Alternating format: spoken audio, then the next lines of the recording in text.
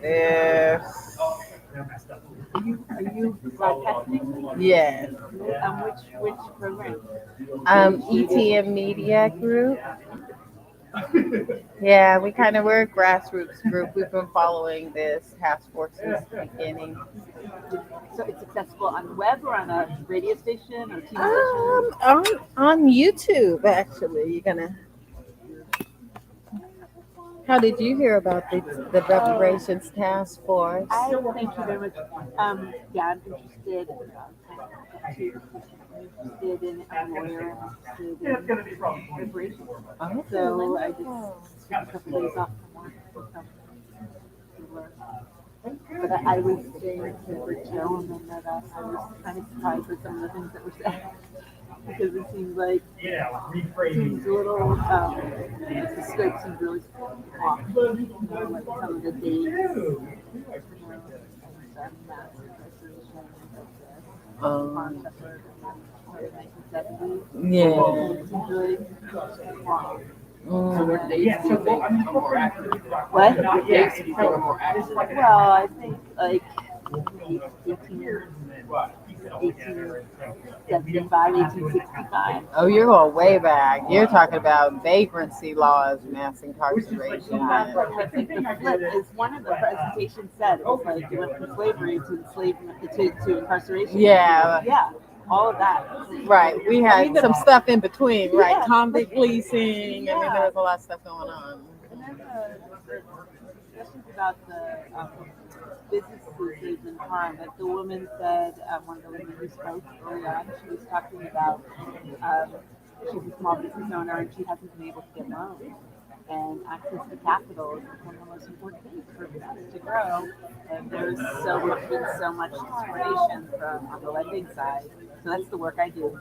I know that, but most of my work on access is like outside the United States. So I'm going to do some research on that. Okay, well, yeah. Subscribe to our YouTube channel. It's a great place to get all the information. It goes way back to, like I said, before this was even a law, before it was even a bill. We helped write some of the specificity language, the group that we work with. Yeah.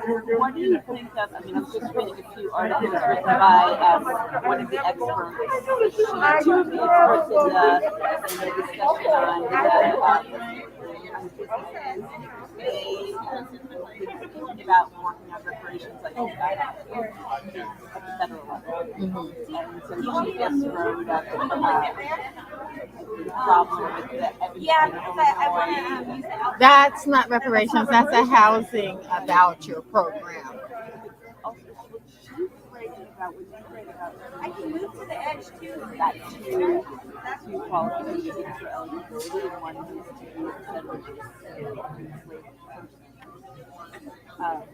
but when you think about more.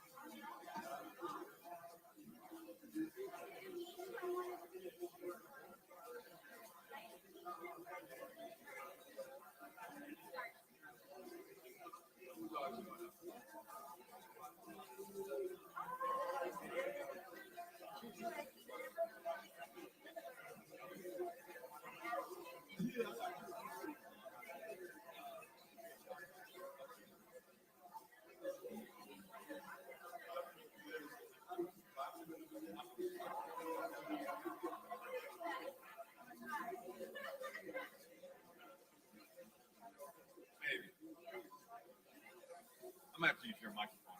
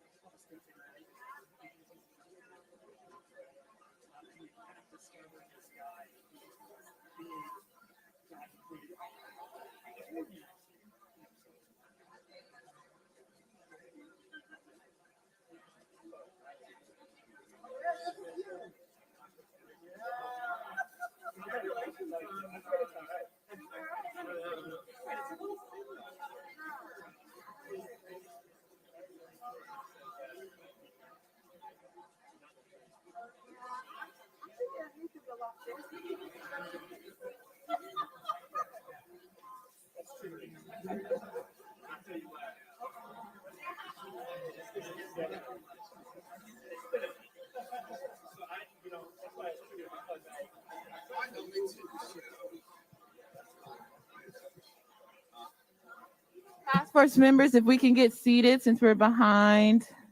Thank you. I'll buy it.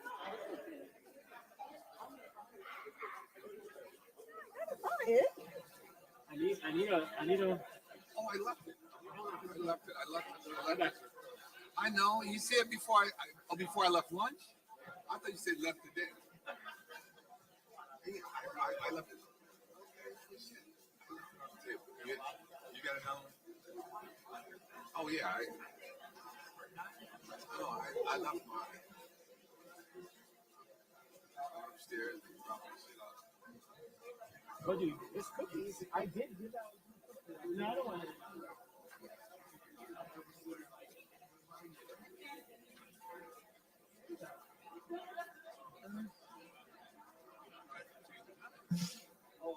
Okay, we will now resume the meeting. If we can quiet down in the chambers.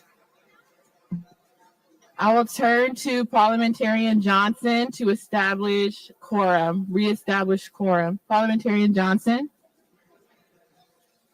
Thank you, Madam Chair. I'll begin with calling the name of the chair. Chair Moore. Here. Vice Chair Brown. President. Member Bradford. Here. Member Grills. Member Holder. Member Jones Sawyer. Member Lewis. Here. Member Montgomery Stepp. Here. Member Tamaki. Here. Madam Chair, there are 9 members on the task force. We need 5 for a quorum. There are 9 members present. A quorum has been reestablished. Thank you, Parliamentarian Johnson. Now that a quorum has been reestablished, we'll return to our next action item. But before we do so, I would like to acknowledge Oakland Council Member Treva Reed, who is here in the back. If you can give her a applause. Thank you so much, Council Member Reed, for hosting us. We really appreciate your support. So the next item on the agenda is item number 7. I'll turn to Member Montgomery Stepp as well as Senator Bradford. And again, this agenda item is number 7, discussion and potential action. Advisory Committee report on preliminary recommendations on redress of the unjust taking of property via eminent domain and devaluation of Black businesses. You can proceed with your presentation when you're ready. Thank you so much. Thank you, Madam Chair, and I will start with the first portion of this presentation of unjust property taking, and it's been a pleasure working with Councilwoman Montgomery Stepp as we move forward. It's the first slide. I'll wait for the first slide to come up.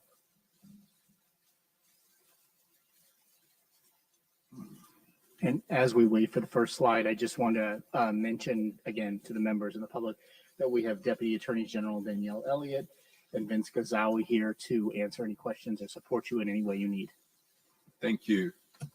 Okay, our first slide, unjust property takings and the Stolen Labor Advisory Committee, comprised of myself and Councilwoman Montgomery Stepp. And we'll first start with the first slide, redress of racially motivated property takings.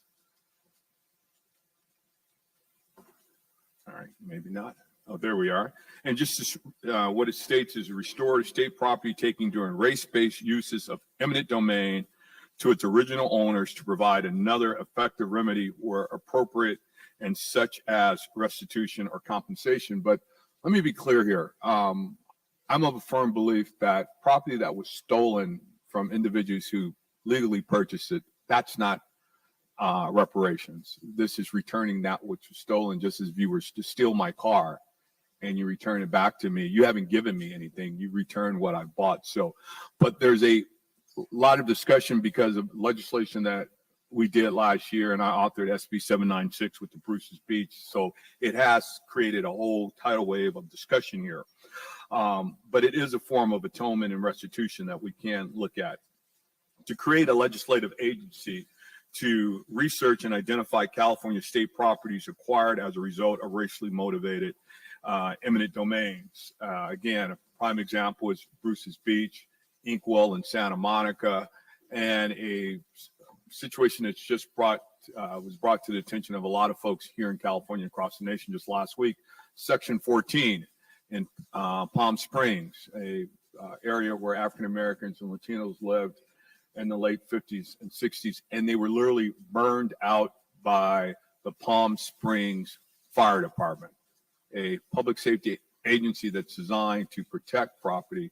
They literally burn these African American and Latino families out. So we definitely want to look at creating some type of agency to revisit that, because again, Bruce's Beach is not an isolated incident. It's hundreds, if not thousands, of examples of where African Americans legally bought property, adhered to the rules and laws of the land, and only to be forced out by racism and discrimination. To create a database of property ownership in the state. Again, we've heard testimony from the Burgesses and many other families over the last 6 or 7 months that we've been meeting of examples of where they own property here in the state of California and it was taken away from them. Redress for racially motivated property takings, to review and investigate property complaints from people who claim their properties were taken without just compensation. Second, to distribute just compensation for the fair market value, adjusted for inflation, of the property at the time that it was taken, and to develop and implement a public education campaign regarding the cycle of gentrification, displacement, and exclusion, the connection between redlining and gentrification, and the history of discriminatory urban planning in California. I challenge you to show anywhere in California that eminent domain or urban renewal was done in white communities. And an example I often like to give is the 710 freeway, if you're familiar in Los Angeles. For the last 60 years in the legislature, there's been discussion of completing the 710 freeway. The initial design of the 710 freeway was to connect to the 210 freeway on the other side of this Pasadena. But because of that going through a predominant white neighborhood, for 60 years, we're still fighting to complete the 710 freeway.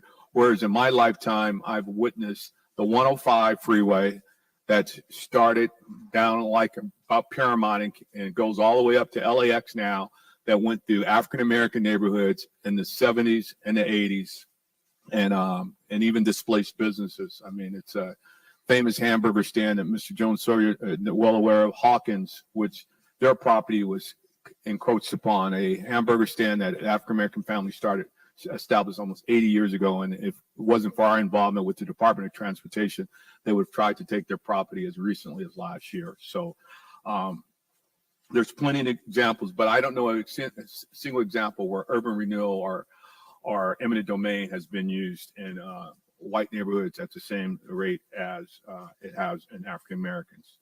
The next slide, make home ownership a reality. To provide funding through grants or otherwise to assist descendants of enslaved people with home ownership. There are African Americans in this state and in this country who have never owned a home. Folks who've been here for hundreds of years. I know families who have been renters in public housing for 3 and 4 generations, and something's wrong with that. So this is critically important. And just recent data, home ownership rate for Black Americans today is around 45%. In California, it's 41%. But what's real troubling right here, in the fact, in the past 15 years, Black home ownership has dropped drastically, I should say, and more so than any other racial or ethnic group. And Black home ownership today is less than what it was in 1960. So those are realities that we need to deal with. Make home ownership a reality, as is stated. So that's part of what we're going to be doing. And I just want to go back to the unlegal taking. Let's be very clear. White America has stolen more from African Americans than we've ever burned or looted. And that's a fact. But we don't want to have that real discussion. When you think of all the property that has been taken from African American families, even our Native American brothers and sisters, it's head shaking. Moving on now to greater transparency in the gubernatorial appointments. To promote greater transparency in gubernatorial appointments, governors appoint people to their cabinets, to the judiciary, to influential boards and commissions, and diversity and representation is critical here. A lot of people miss that, but sometimes most of the real work is done on some of these boards and commissions behind the scenes. So land commissions and things of that nature. So diversity is important. Having African-American representation there is important. So having this information will allow for us to better advocate for diversity and inclusion for further appointments, especially on the judicial appointments on our benches. So that's the area that we looked at. Greater transparency require the governor's office to conduct a census of all current gubernatorial appointees, to ascertain the percentage breakdown of their demographics, including race and ethnicity of appointees, and how many are descendants of slaves. And second, to publish an annual report with the demographic data, including the race and ethnicity of appointees, including how many are, well, that's repeated. Yeah, I'm sorry. And so now moving on to greater income program.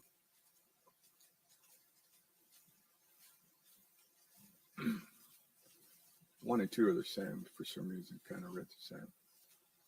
All right, next slide, please. Greater income program. To create a guaranteed income program for descendants of enslaved people. Guaranteed income programs have been shown to reduce income volatility, improve mental health, provide better job prospects, and provide greater financial security. California created the first state-funded guaranteed income program for foster youth. This program, which is administered through the California Department of Social Services, could serve as a blueprint on what we can do throughout the state of California. And as we all know, greater opportunities for employment creates greater security, education opportunities. So this is something that African Americans and especially descendants of slaves are still being impacted with by today. Licensure for people with criminal records. Address the challenges African Americans, including descendants of slavery, face with obtaining occupational licenses when they have a criminal record. Case in point, we just passed Proposition 64 6 years ago here in the state of California, legalizing cannabis.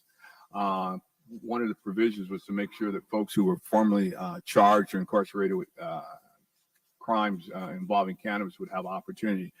Here we are 6 years into an industry that is 85% white male dominant.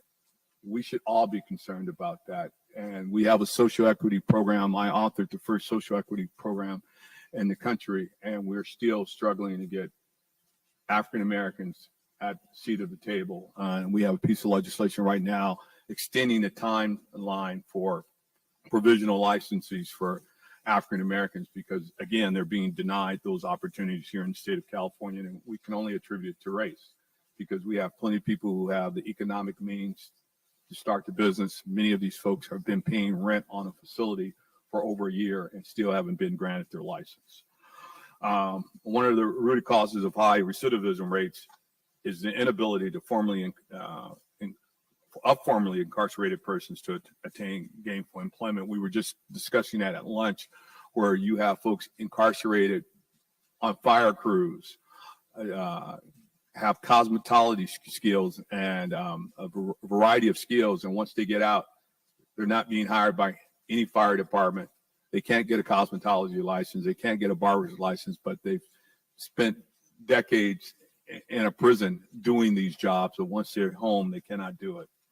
And nearly 30% of the jobs require a license or some type of certification and clearance by an oversight board or agency. So we definitely want to, like I say, facilitate the employment of these individuals. This proposal could expand upon Assembly Bill 2138. First, it would consider eliminating or reducing the period in which a prior conviction for a serious felony can be held against a person, which is currently 7 years, with certain exceptions.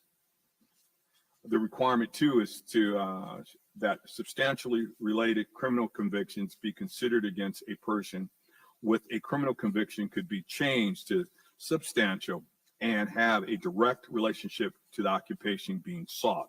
The revised standard could be considered for a shorter period of time than the current 7 years with certain exceptions.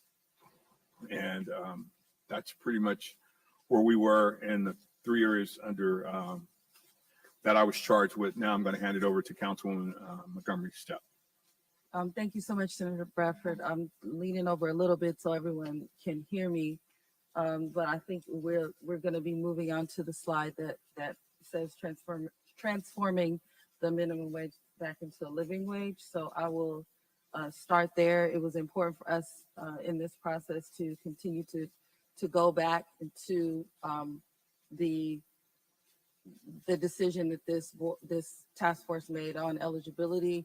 And so that's why you'll see some of that language weave throughout our recommendations, because we know we have to be targeted about this. We have many of these programs already.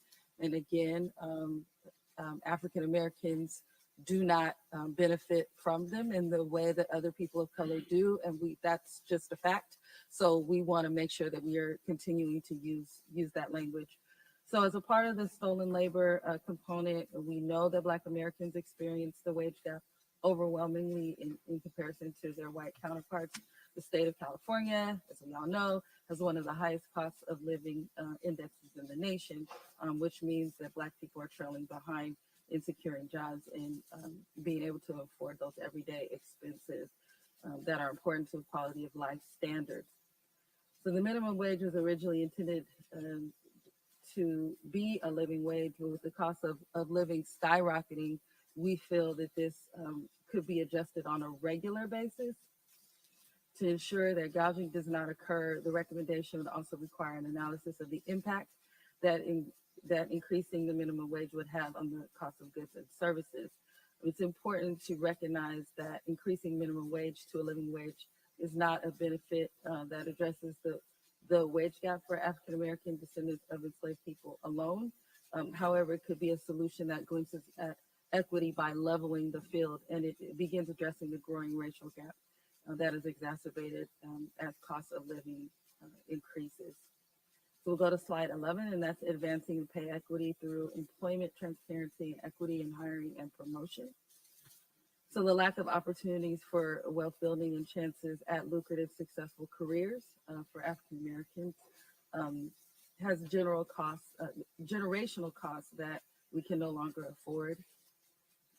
There is no opportunity to hold private companies and the labor force accountable because of the lack of transparency when it comes to equal pay and representation.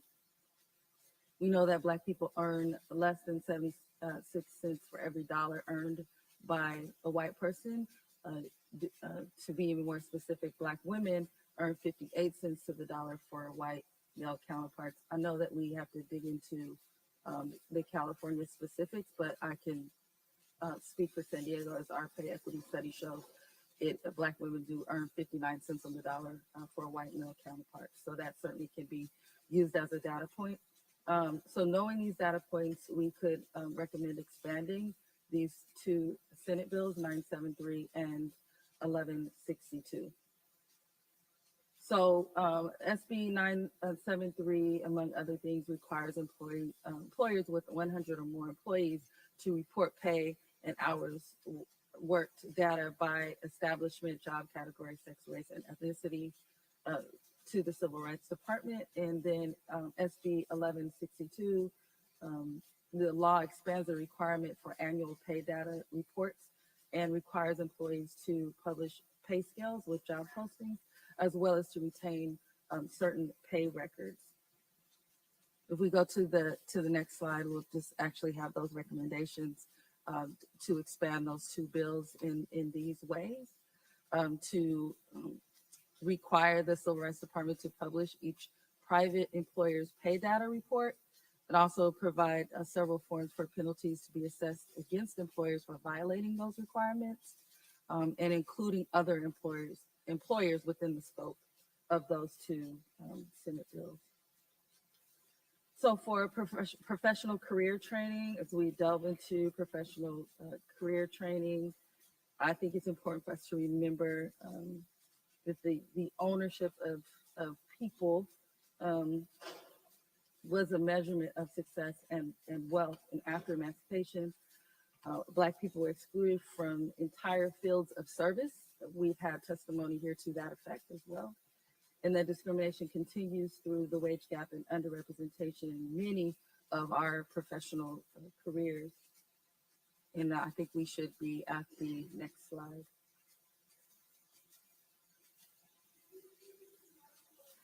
Yes, I'm trying. I'm gonna have a crick in my neck tonight, but it's okay. I'm trying. Okay, is this better? Sorry, we're missing a mic up here. So, all right, no problem.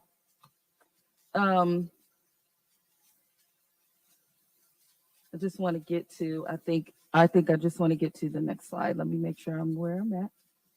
Yes, professional career training should be the next slide. Okay, there we go. So some of the fields that I was talking about with regard to Black folks being excluded from medicine, law, business, management, computer science, mathematics, construction, and the sciences more broadly. We see the ramifications of this underrepresentation play out real time, specifically in healthcare, contracting, and in our legal system. Next slide, please. To address this, the legislature could create and fund professional training programs that would enable African American descendants of enslaved people to access employment opportunities they have been historically excluded from. As an example, the legislation could amend the Song-Brown Healthcare Workforce Training Act, which originally recognizes the unmet need of additional physicians and creates a training program to increase the number of students and residents receiving quality education. Next slide, please. Let's go to apprenticeship grant programming. I actually come from a family's background is in trades. And so we see the significant gaps there, especially with in construction in general, with our labor trades as well. It's a much lower percentage of African-American people. The lack of representation in this field needs to be addressed, and more outreach to folks that in the eligibility community could provide a solution to this. It has to be targeted and it has to be very specific. Because right now I will tell you that the term people of color is being used where technically it is true, But when you go down and dig into the specifics and you see the number of African American people, it's extremely low in the construction trades, even though you will hear people of color, that phrase being used quite a bit in this field. So the legislature could create apprenticeship grant programs and or target existing programs to increase participation by the eligible community in apprenticeship industries and technical occupations.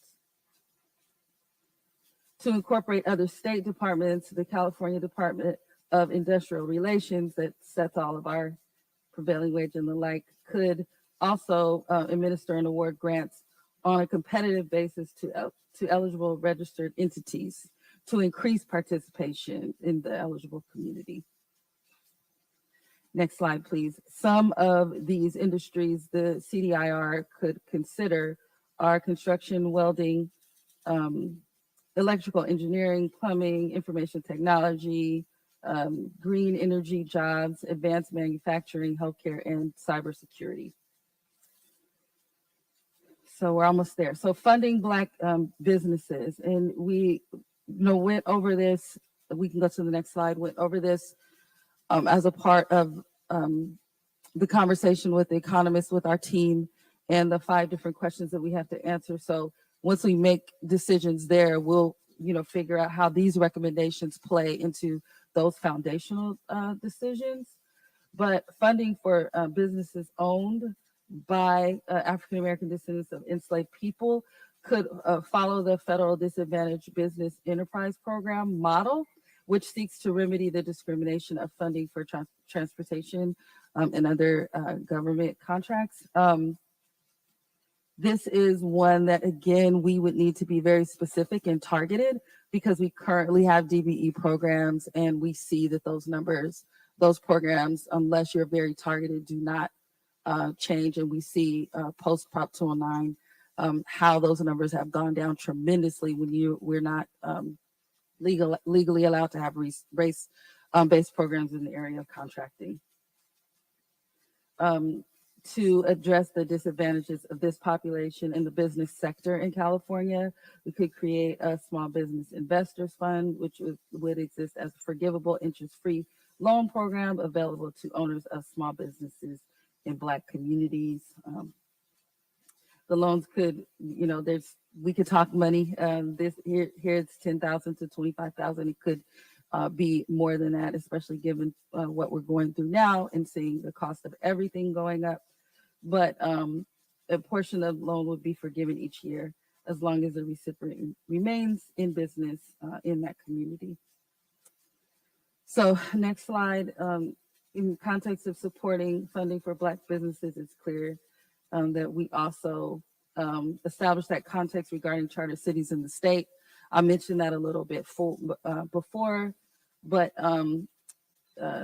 we have to make sure that the language that we use or just be aware of the fact that charter cities do have some autonomy in that when we're putting the actual language forward, that we are definitely aware of that. Okay, so we will go to the last slide, I believe, and then open it up for 10 minutes of discussion, I guess. But so I spoke a little bit about this earlier, and we've also brought this up in the in previous task force meetings. And it's just, if we go pre-Prop 209, we can see that the numbers really have changed and gone down from Black contractors in particular being able to contract with the government. I know that I can speak in San Diego, it's less than 1%.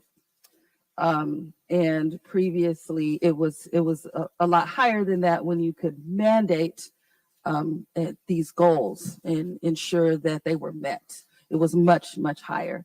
So I know that this is something that has to go to the ballot. We discussed that before, but I just believe that it's still important that it stays in the conversation. And with that, we will, I guess, turn it back over to the chair or open it up for discussion. The chair, at your pleasure. Thank you.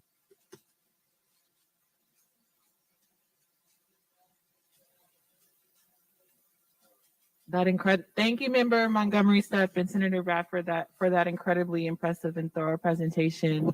I will defer to you all. Is there any discussion from task force members on the presentation? I just want to quickly thank our attorney, the attorneys that worked with us through this process and provided a lot of analysis for us. I didn't want to forget to do that. Thank you. And I would echo that too as well. Thank you very much.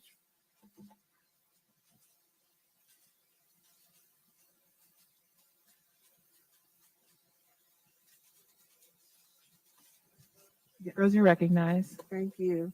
So this is, I want to thank you both. I want to sit with the information because this is not my area of expertise, so I need to study it a little bit. But I did want to offer a resource that you might consider related to the devaluation of Black business.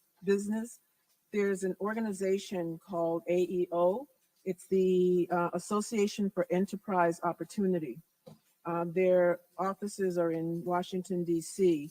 And I got a chance to work with them to give them some ideas related to how to do some research that they wanted to do that you might find useful. It should be done by now. This AEO is the leading voice for innovation for microfinance and micro businesses. And their mission is to create economic opportunity for communities like ours throughout the U.S. And it's, I believe it's Black woman-led organization. So one of the things that they have been trying to do is gather more insight into issues related to Black business devaluation. And they did a 24-month research study to get a better understanding of the trust barrier faced by Black business owners and its relationship to accumulated trauma experienced by Black business owners and how that correlates with business performance. So they gave me a number of examples of things where opportunities would be presented to Black business owners, but they were afraid to share their information. They were afraid to trust who was coming to them. And in some respects that ended up hurting them where they might have been supported and helped. So I can give you the email address for them. Okay. Yeah, thank you so much for that. It's definitely part of that cycle that we experience. Mm-hmm. And I said I, was very familiar with the trades. I'm also sort of like a baby that experienced Prop 209 when it passed because my parents were in business at the time. Mm-hmm. And so now it's very hard to introduce programs because of the impact that had, not only my father's business, but a lot. So it is part of that cycle, certainly, that we need to work through.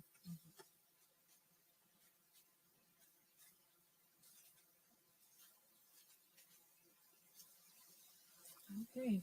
Yeah, I think this was a great presentation. I just want to thank you all for, keeping in mind the lineage standard and just being articulate about and thoughtful about incorporating that into your proposals. So it's great. Also, I want to take the time to acknowledge we have another elected official in our presence, Mayor of the City of Pinole, Devin Murphy. He's the first Black and the youngest mayor of the City of Pinole. Devin Murphy, can you stand up, raise your hand?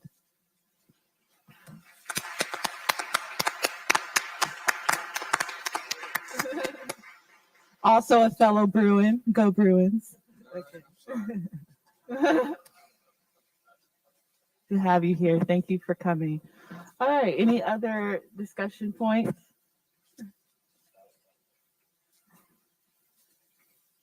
Michael Newman. So just to reconfirm again, is setting the table after each of these different modules. So we have now, this is essentially under submission. This is your opportunity to either issue sort of strong opposition to anything that's been said, hopefully not. Any additions that you might want included. Otherwise, be in communication individually with our staff and we can incorporate them in. Otherwise, we'll return back with a report if there's no further comments.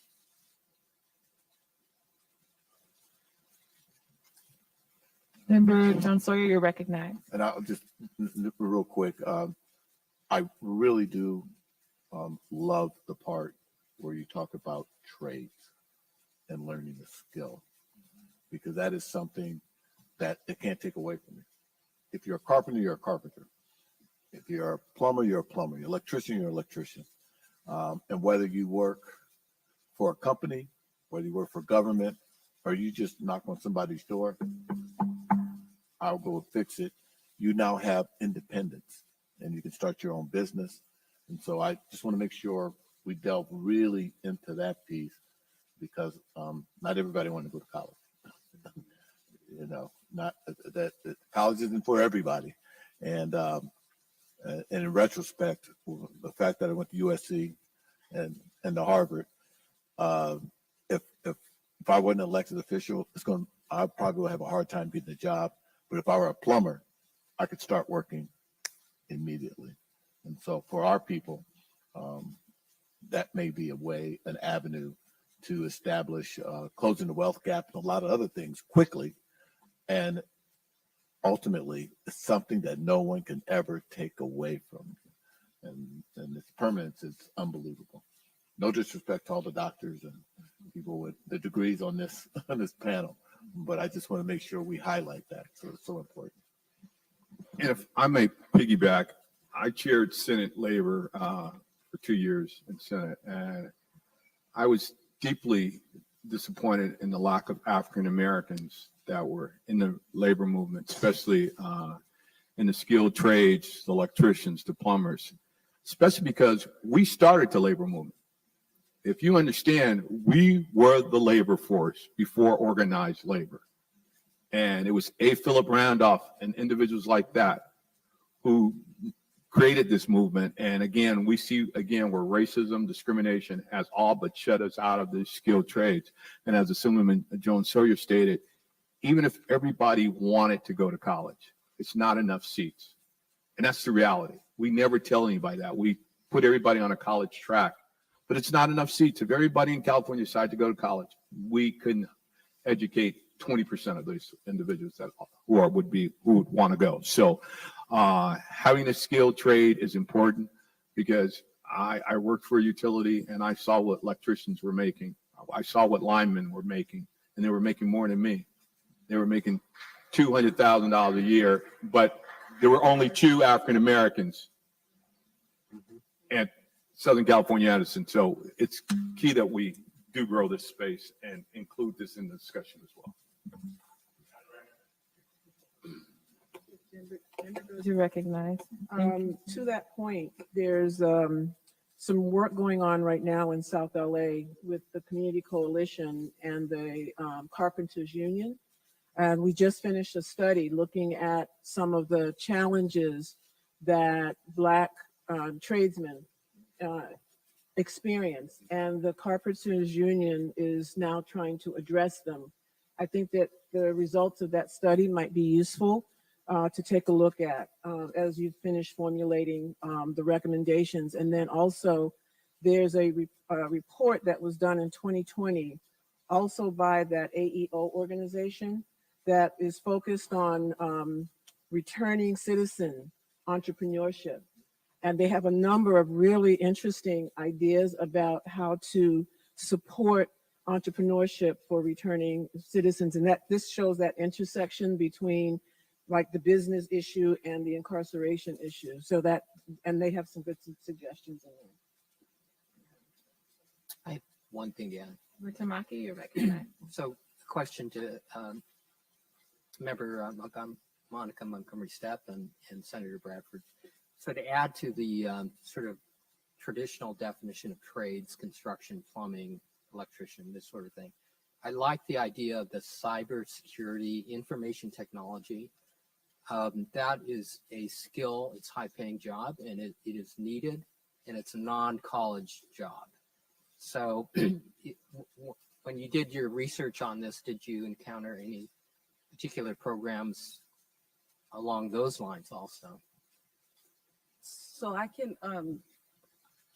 can speak very limited about cybersecurity. One is that our community colleges in San Diego, from doing some of the research and then reaching out to one of our presidents there, is actually trying to take a certification program and do it for free under the community college umbrella. They're actually some of the academic institutions are kind of fighting about that right now. I think for a lot of the reasons that you mentioned, but it is moving more toward equity so that a larger number of people will have an opportunity to engage in that space because it's huge. And the more technology that we have, and anyway, the more that skill will be needed, those skills will be needed. So that's from very limited experience, what I've seen so far, and can dig a little bit more into, what they're doing to expand that program. Again, while just keeping in mind that, these programs are out there, but we're here to figure out, how we can right the wrongs, of the past for the community of eligibility. And just to piggyback on that, not cybersecurity specifically, but I have a nonprofit in my district that started in Watts, headed up by African-American woman, Barbara Stanton. And they're teaching young kids to code, animation, all animation, I should say, all those things. When the movie that's coming out, Avatar, The Way of the Water, they were even having folks from the movie studios. I mean, these are great careers, again, that do not require a college degree. And so that's some of the work that they're doing, but it needs to be expanded. But Barbara Stanton, as Mr. Jones Sawyer knows, she's been doing great work, but she needs help. And these programs like that are going into our schools and identifying these young African-American kids and teaching them that skill set. Thank you. Thank you both for that excellent presentation. Great. And thank you as well to the DOJ attorneys. Do you have any comments related to the work that you worked on?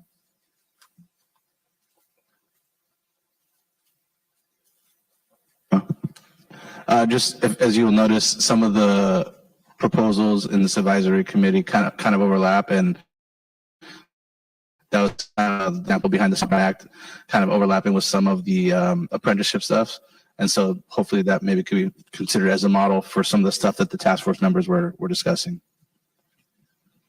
And just to build off of that, in considering all of the urban development projects urban renewal and development projects that devastated Black communities, that also led to a lot of highway construction that contributed to a lot of high pollution in neighborhoods, as well as just destroying kind of community infrastructure. And so there's another advisory committee that's addressing those environmental harms tomorrow. So.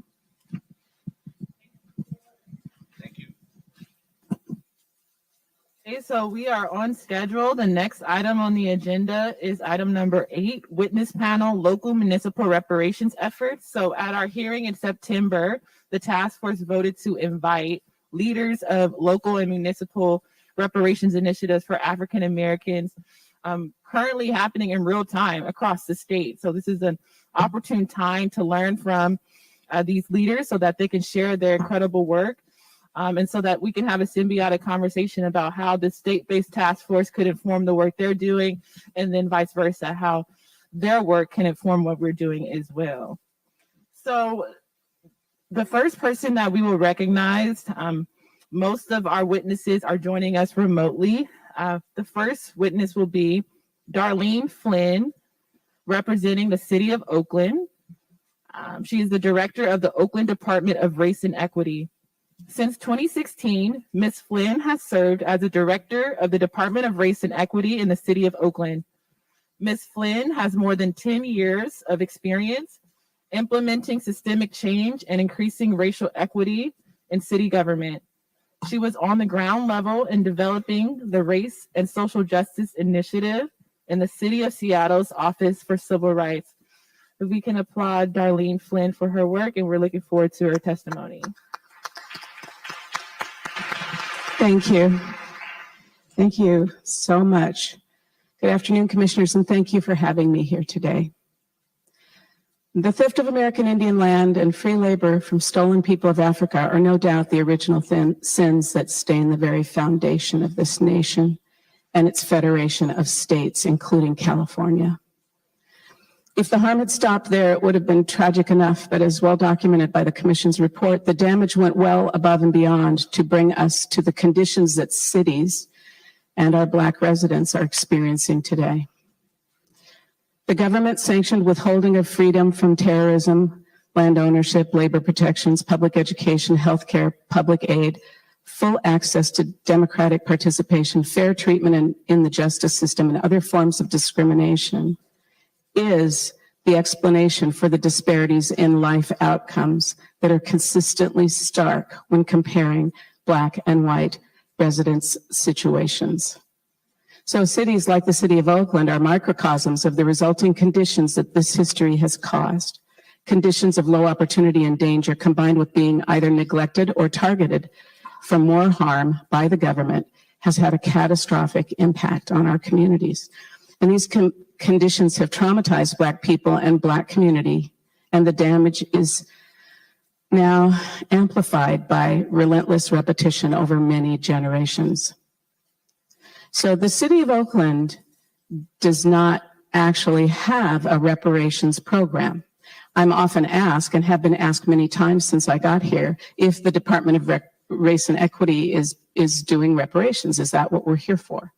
And I've been very adamant consistently in saying that that would not be possible for my department to do. My department of four professional equity staff people did not bring with it the amount of money that would amount to reparations for the harm that government has done. We do have one of the most robust race and equity programs in the state of California. It is extremely well structured. It is well designed to begin to address some of the local impacts of the harm that has been done as best we can with existing resources and new resources as they might occur. But it really is a reworking or a reframing of existing resources into more equitable practice of application over time to begin to hopefully reduce some of the extreme racial disparities that we experience. But the bad check has yet to be covered, and many cities like Oakland with high Black populations are struggling with the vast repercussions of systemic anti-Black racism that has been metered out at every level, including the city. Cities definitely participated in redlining and other mechanisms of racial discrimination, but the depth of the harm has flowed from top to bottom. So it is very difficult for us to deliver the level of repair that is needed for our communities with the resources that we have on hand. It just doesn't pencil out that way. So what we do is we build our staff's capacity to analyze the outcomes of our actions now, the actions we're taking now toward our communities that have been marginalized and harmed by racism. But what we're doing is looking forward. We're mostly forward looking, saying, how can we begin to perform differently now? How could we transform city government now in order to, over time, produce a different relationship with our communities and different outcomes for the people who live in them? And I have now lost track of my notes because I started to just go off script. So we work on building our staff's capacity to use different tools, different approaches to analyzing racial equity impact in our actions and in designing new actions for the future, new policies, programs, and procedures, but also in retooling our existing practices so that we can begin to root out the elements within that are just naturally embedded in those practices that are not helping and might be harming. So we have fairly recently, begun to have some conversation beyond that in the city that is very more adjacent to reparations and will hopefully stretch us beyond this, working with what we've got to do better because we know better and because we've built the capacity inside the organization to do better, into a more expansive vision. In June of 2022, the Department of Race and Equity delivered to the City Council a literature review report on the harm of government policy and projects on West Oakland, a historically Black community here in Oakland. And this activity was per their request, and it was under the leadership of Councilmember Carol Fife. So there are now arrangements underway for further study assisted by outside researchers to better quantify and understand the fiscal or financial impacts of those harms. That was a little bit beyond the reach of my capacity within the city, but it's a start of a conversation that is more grounded in the direction of a reparations kind of exercise. I just want to mention, your report was so powerful that we did some mining in it to help frame up some thinking that I've been having about reparations and how reparations might best particularly work at the city level, where we have this gap between what is needed to repair the communities and what we have on hand and are likely to have under current systems. So when we're doing transformative racial justice work in an institutional setting, we take root causes very seriously, and that leads us to the history of how communities have been positioned in the conditions that they're in now. So in service of framing solutions, I want to pivot from focusing on trauma and scarcity to focusing on examples of access to opportunity that were also covered by the Commission's report. It is a matter of history that while anti-Black racism was being hardened into our society, opportunity and subsidies were being heaped upon white residents and citizens of the U.S., right? So there were two things happening at the same time that assisted in enormous disparities. The homestead land almost free to white settlers and largely white settlers only. There were subsidized low-cost loans for home ownership, but almost all went to white families through redlining between 1934 and 1962. Over $120 billion of new housing subsidized, but less than 2% went to non-white residents of this country. The government and private actors also intentionally segregated the service of white families to raise families in wealth-generating homes and good schools, healthcare, jobs, and municipal services, and largely did not allow Black families to move there. Today, 62% of Black Americans are in segregated cities like Oakland, California, in inner city neighborhoods that are socioeconomically vulnerable and have higher crime rates, while most Americans are in highly advantaged neighborhoods. It is no surprise then that through that and other measures like the New Deal protections that were not afforded or did not apply to the work that most Black people did at that time, we have a situation where so many Black residents of California are less able to withstand the pressures of housing cost burden in overheated real estate markets and have a small fraction of the wealth that performs as a safety net for our white citizens. So I have been thinking about reparations in that frame especially after having looked at and thought about your report. What if we had an approach that was designed to replicate the opportunities and subsidies that were provided to white residents and citizens at the time for those who were selectively excluded from access to those opportunities? The reason I think this might be a powerful approach is that all taxpayers at that time paid for those subsidies. Yes, the Black taxpayers too, paid for those subsidies that were then selectively distributed. And to do so for Black people whose ancestors were excluded would be fair and just now. I think that is a case that must be made, that this is fair. It is not a handout. It is fair.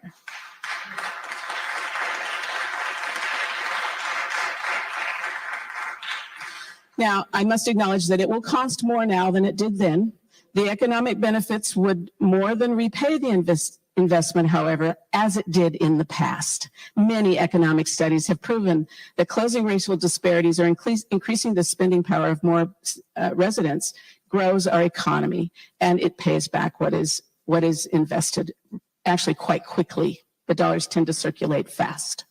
So perpetuation of racial inequity is an ongoing economic drain, or investing in communities that have been excluded from that investment for more than 100 years on the West Coast would be an advantage. The state of California is posed to become the 4th largest economy in the world. The state of California could do this and model it for the rest of the country. This is a profound opportunity to both meaningfully serve Black residents who've been left behind, and we could change the world. Thank you again for the time to speak with you this evening.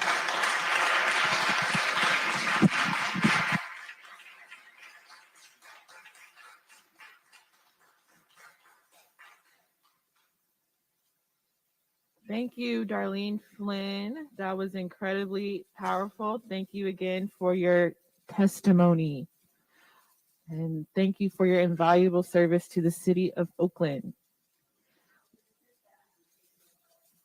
Oh, we will have questions at the end.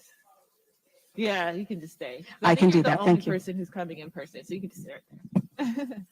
Okay, so for the remainder of the witnesses, you all have 6 minutes to present, I'm being told. So the next person to present is Supervisor Nate Miley of Alameda County. Nate Miley was the first elected to the Alameda County Board of Supervisors, representing District 4 in November 2000, and is currently serving his 6th term representing portions of the city of Oakland, the city of Pleasanton, including the adjacent unincorporated communities of Castlewood, Happy Valley, Ashland, Castro Valley, Cherryland, El Portal Ridge, Fairmont Terrace, Fairview, and Hillcrest Knolls. In January 2021, he was appointed vice president by his colleagues on the Board of Supervisors. So again, thank you so much, Supervisor Nate Miley. You have 6 minutes, and I will be timekeeping. Thank you. You can begin your testimony when you're ready.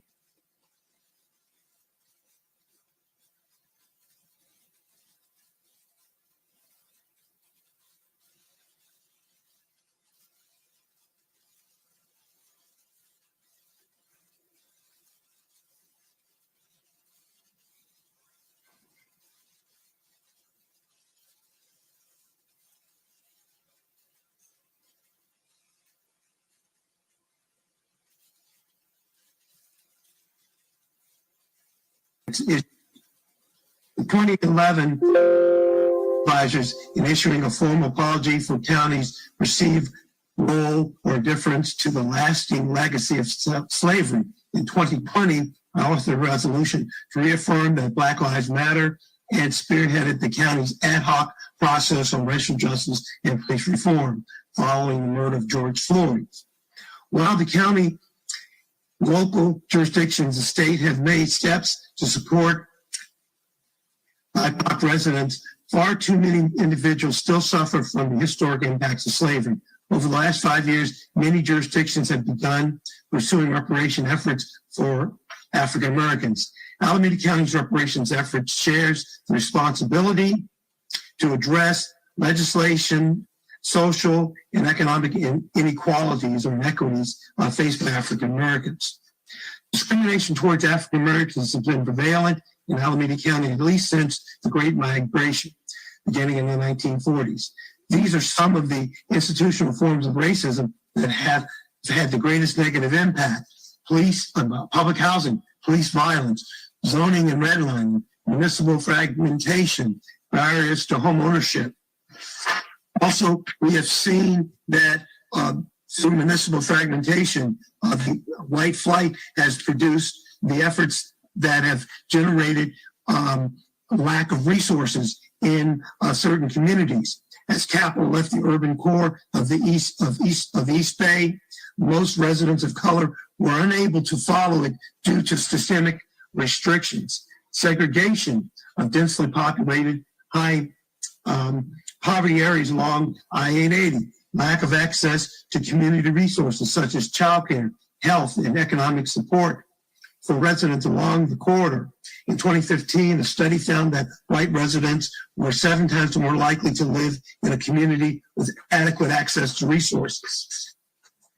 Go on, as we begin to develop a proposed structure for what reparations efforts could look like in Alameda County, we spent a great deal of time looking at what other jurisdictions have done across the country. We've looked at a number of models throughout the country: Asheville, North Carolina, Evanston, Illinois, Tulsa, Oklahoma. We've talked to the city of Oakland, San Francisco, and we're all in contact with the city of Hayward, for example. Recently, the Alameda County has pursued an Office of Diversity, Equity, and Inclusion that can serve both as a clearinghouse of best practices and better coordinate efforts across the county. The county administrator presented a model for Office of Equity, Diversity, Equity, and Inclusion to the Board of Supervisors at our work session in October 2021. The board recently approved the creation of 2 new job classifications to support this office. Many county, and within this office will take the responsibility for spearheading our efforts around reparations in the county, but that office won't be exclusively restricted to reparations. Many county agencies have already concerned themselves with setting up equity offices and have created their own plans to address it.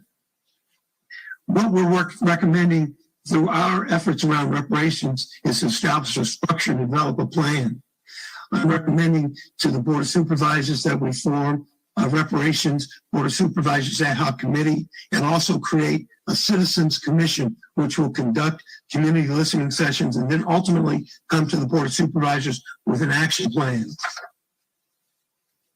That is extremely important to create this ad hoc Board of Supervisors committee from which the citizens appointed committee could report its results and conclusions and findings. The committee for the board would oversee formation of the commission, observe listening sessions, receive reports from the commission, and oversee the creation of the plan. The commission itself would create a new commission with members appointed by the board. Qualifications must be that an individual is from the county and report to the ad hoc committee that the board creates.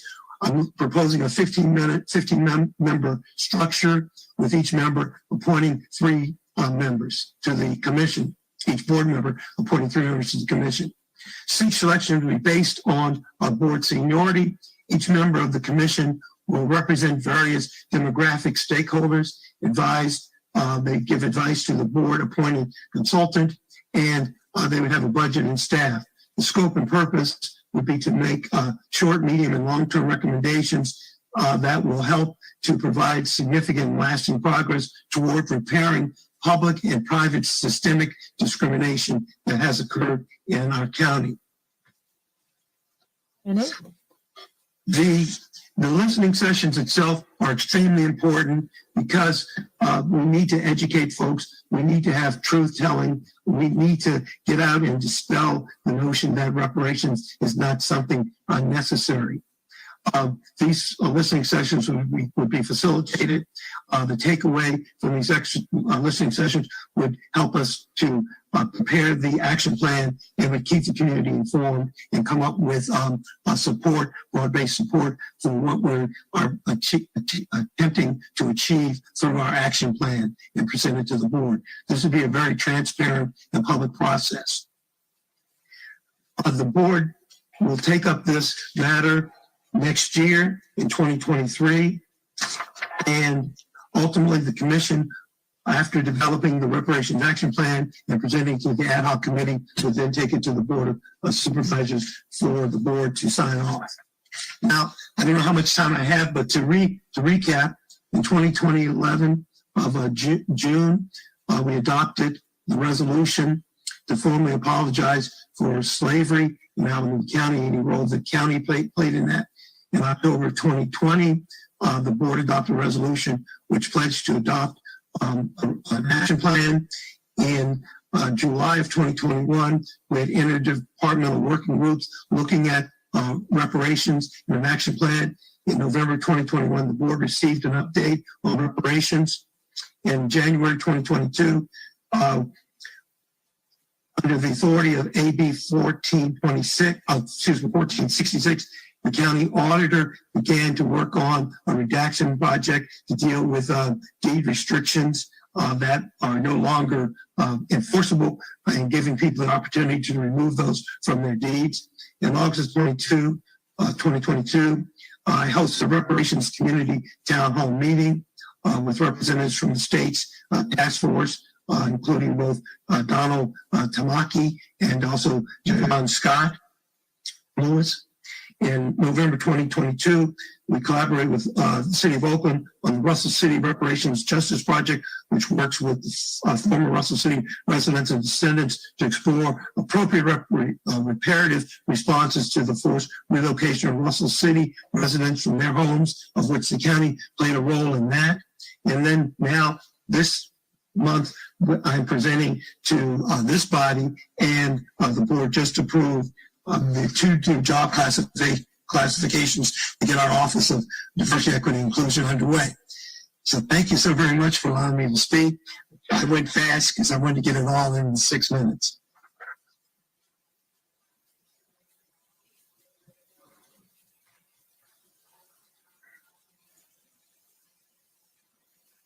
Thank you, Supervisor Nate Miley, for your thorough presentation on behalf of the County of Alameda. We look forward to continuing this conversation in the future. All right, now we are moving forward to our third witness, which is Regina Youngblood, who is representing the City of Hayward. She is the Assistant City Manager of the City of Hayward. She joined the city on January 3rd as Assistant City Manager to oversee the city's internal services functions, including finance, information technology, and human resources departments. Thank you for coming, Regina Youngblood, and you may begin your virtual presentation when you're ready. Good afternoon, and thank you so much for the invitation to speak here about our reparative justice project related to Russell City. You've heard a little bit about it from Supervisor Nate Miley, and I'll give you a little bit more information about how we are progressing. Next slide, please.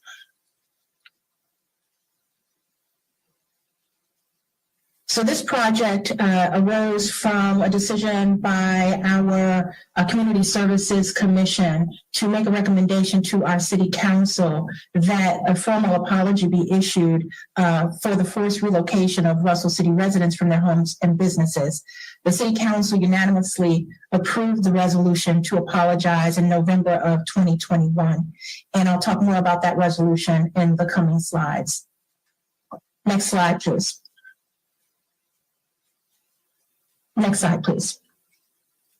So Russell City, if you don't know, was an unincorporated area in Alameda County near San Francisco Bay shoreline. It initially was obviously inhabited by the Ohlone people, but it was an arrival point for immigrants to the San Francisco Bay Area, and it began to be inhabited by primarily Danish immigrants. But after World War II, Russell City became the home of many Latinos from Mexico and Puerto Rico, and then Black families also began to become residents of Russell City as they were fleeing racial terror in the Deep South. Russell City was lacking in sewer lines and reliable electricity due to Alameda County's refusal to provide these services, and the area was eventually designated as a blight. Next slide, please. Here we have just a history at a glance, bringing us to the point of Russell City being designated as a blight in 1964. Russell City was then annexed to the City of Hayward as a part of a redevelopment plan. Speaking now again about the formal apology resolution from the city, the resolution specifically highlights the City of Hayward's historical participation in redlining and racial steering. Redlining is the practice of engaging in housing discrimination by applying stricter requirements and offering less favorable mortgage terms to African American home buyers and other people of color, and the related practice of racial steering further enforce the segregation of communities of color. Alongside racist home loan practices, developers and real estate agents actively guided and steered people of color away from housing in white neighborhoods. This was done through explicit policies in the form of restrictive covenants or prohibitions against the sale of a property to people from non-white racial groups, often formalized in deeds or through advertisements of restricted or exclusive developments. So in 1966, the last of Russell City buildings were demolished by eminent domain, and the last of the 1,400 residents were relocated. As you know, the city apologized for its role in this practice in 2021. And in 2022, the Russell City Reparative Justice Steering Committee was established. Next slide.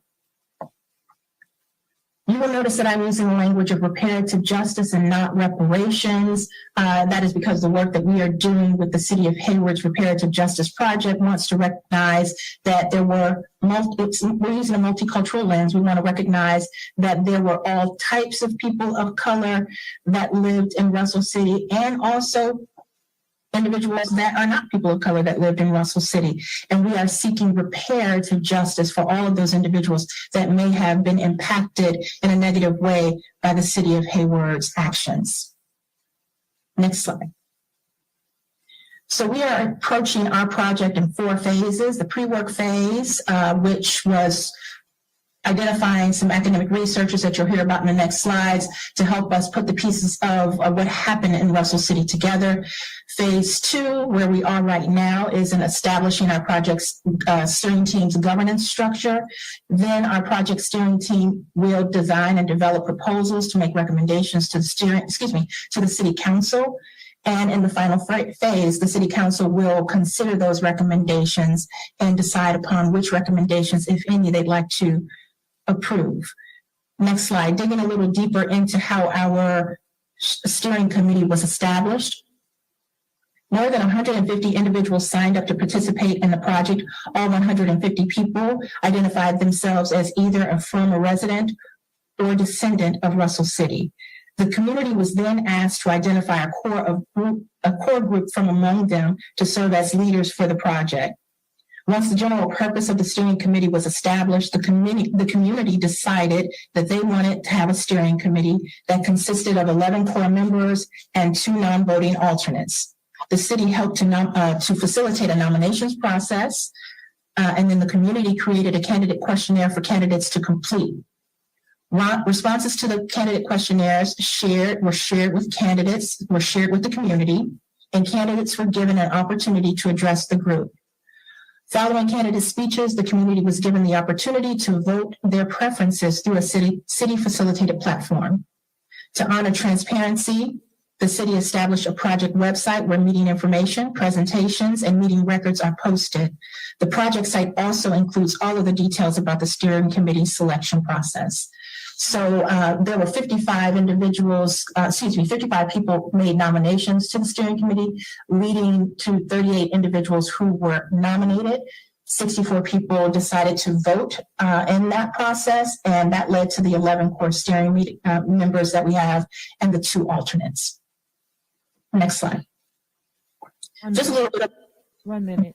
1 minute. A little bit about the researchers who are helping us in this work. Elizabeth Brown, PhD, is a professor in the Department of Criminal Justice Studies in San Francisco State University, and George Barganier is an associate professor in the Department of Criminal Justice, and he is also a PhD. Next slide, please. So challenges and opportunities. There's no guidebook for the work that we're doing. There are very few examples and none completely compared to our project. So we need to find out, how to do this work together. We're in a space of co-creation with the community, and that's difficult because they have an understandable distrust of the city and those of us who are working with them as the representatives of the city. So that makes building trust difficult and hard, and the work is challenging, and the long-term impacts of redlining and urban renewal are still unknown, and it's hard to quantify. So, finding the records, putting the pieces together, building the trust, and then trying to quantify the impacts are some challenges and opportunities for us. Thank you. Thank you so much for your presentation and representing the city of Hayward, Miss Youngblood.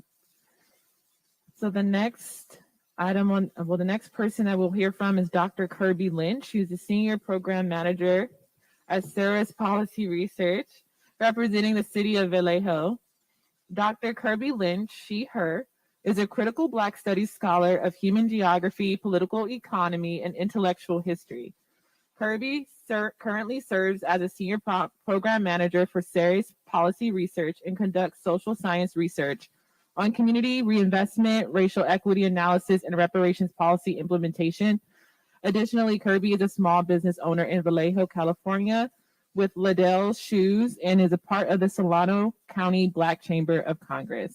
Glad to have you, Ms. Lynch, and you may begin your testimony, and Patrice L. Taraji as well, a community builder and educator. Okay, point of order, Chair. Can we request our full 8 minutes for our presentation? We traveled far, had to secure childcare, and had to take time off work. Yes, absolutely. All right, thank you. Well, good evening. And then who will be assisting with slides? You? Just say next slide. Thank you. Thank you all Reparations Task Force for your time today. My name is Dr. Kirby Lynch with Series Policy Research. I also support research for San Francisco Reparations Movement, the City of Richmond, and our newly established Reparations Task Force in Contra Costa County. Also want to shout out our partners with Marin City who are also active in the reparations movement. So my name is Patrice L. Taraji. I was born in San Francisco Bay Area and raised mostly in the city of Vallejo. Vallejo is the home of numerous Black neighborhoods that are now under the threat of gentrification and rapid displacement. Many areas are largely segregated, with most residents paying more in rent than they actually can afford. With surrounding areas like SF and Silicon Valley quickly becoming too expensive, new residents are willing to pay more, and Blacks are swiftly being kicked out of neighborhoods that they were already struggling to survive in. Okay, and the next slide. So again, the reason why we are here, we are a grassroots movement, but we are actively working with our city government to secure proclamations and resolutions to support reparations. But for you all, within the following areas of housing discrimination, eminent domain, and the unhoused crisis, the city of Vallejo is a key target for you all to include in your final recommendations. We are the home of numerous historic Black neighborhoods. We have had Black people in the city of Vallejo since the 1800s. Again, Vallejo is located in Solano County, the highest Black population in California per capita, and it serves as a critical site to study patterns and trends in life expectancy and exposure to environmental harm. Thirdly, many may know, and this is the only mention of Vallejo in the interim report, but officers with the Vallejo Police Department killed 19 people from 2010 to 2020, but no Vallejo police officer has been found to be criminally liable for killing a civilian while on duty. With these officer-involved shootings, over 48% of those shootings included Black men. So also another prime site to study mass incarceration, sentencing, and unwarranted police violence. Next slide. I want to give it over back to Patrice L. Taraji, a grassroots organizer who will provide her lived testimony. Between 2000 and 2015, as housing rates rose, historically Black cities like Vallejo lost thousands of low-income Black households.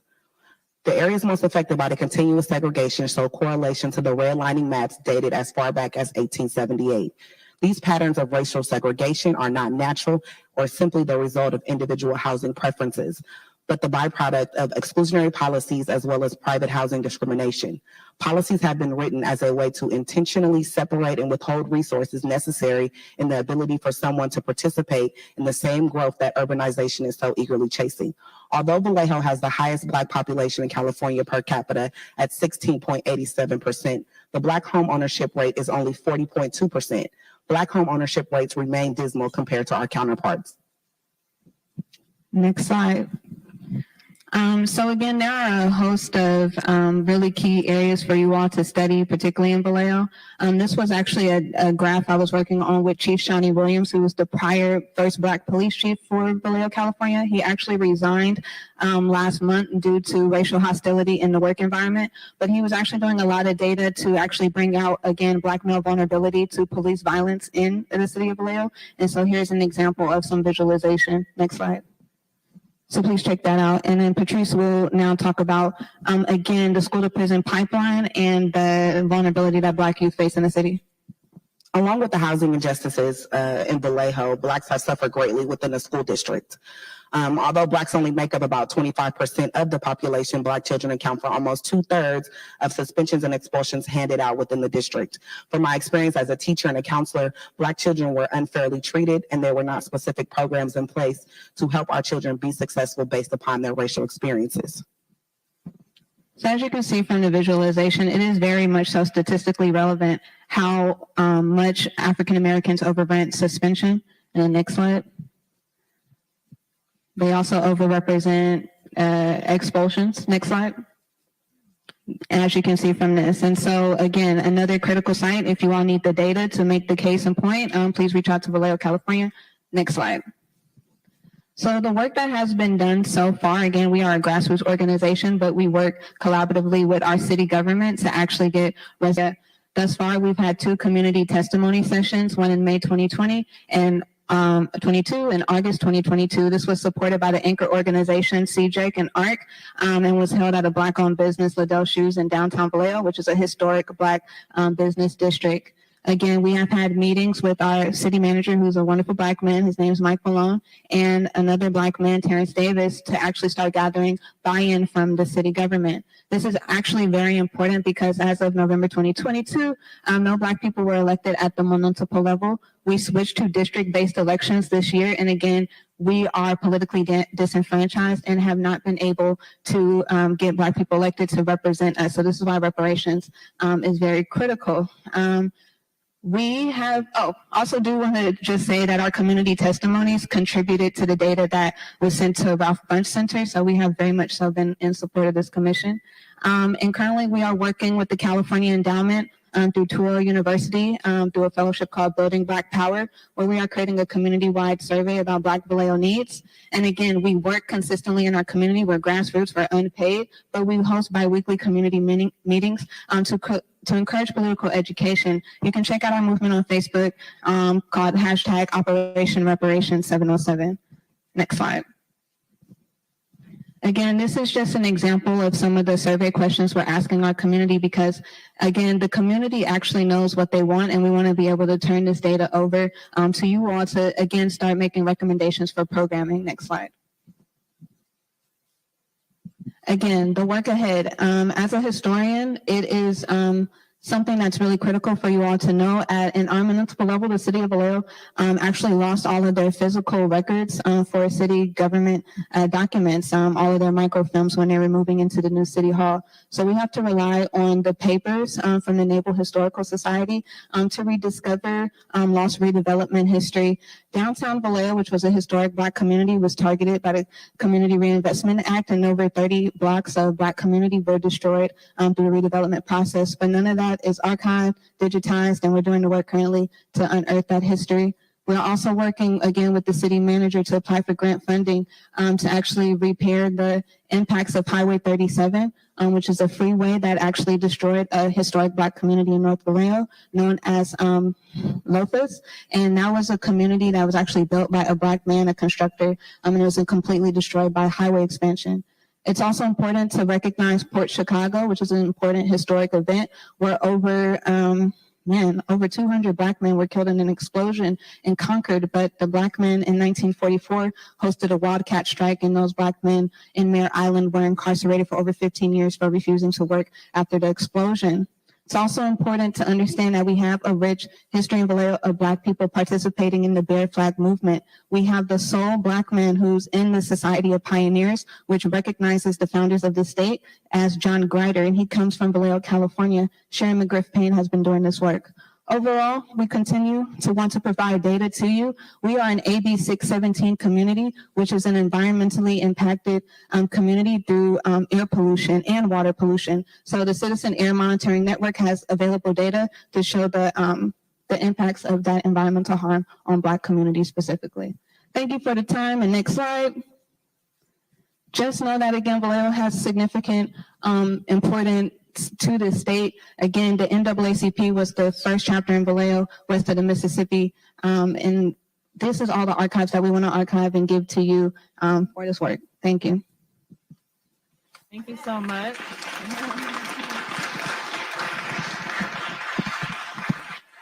Thank you for reclaiming your time. And I meant to say your bio, Patrice Taraji. You were born to the proud parents of Little Joe Lewis Sr., originally of Foxworth, Mississippi, and Geraldine L. Christian Lewis, originally of Richmond, California. Patrice Taraji is a longtime community organizer and has served in multiple capacities within the city of Vallejo and the Vallejo City Unified School District for over 15 years, serving the youth and the homeless population. Thank you both for your presentation.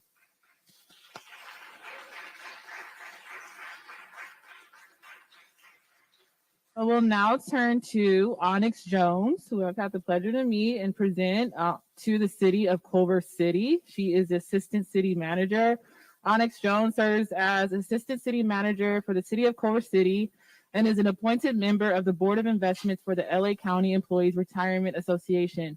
In addition to over 2 decades of municipal accounting and finance experience, Mrs. Jones has expertise in debt management and refinancing, RFP processes, and equity initiatives.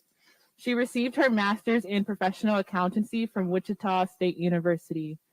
Thank you for joining us virtually, Onyx Jones, and you may present your presentation when you're ready. Oh, thank you. I also am here with Helen Shin, who works with the city and who is key in our new reparations journey. Although we are in our initial phases here in Culver City, I'm very excited about the progress that we've made so far and where we're headed. Helen Shin will do the presentation.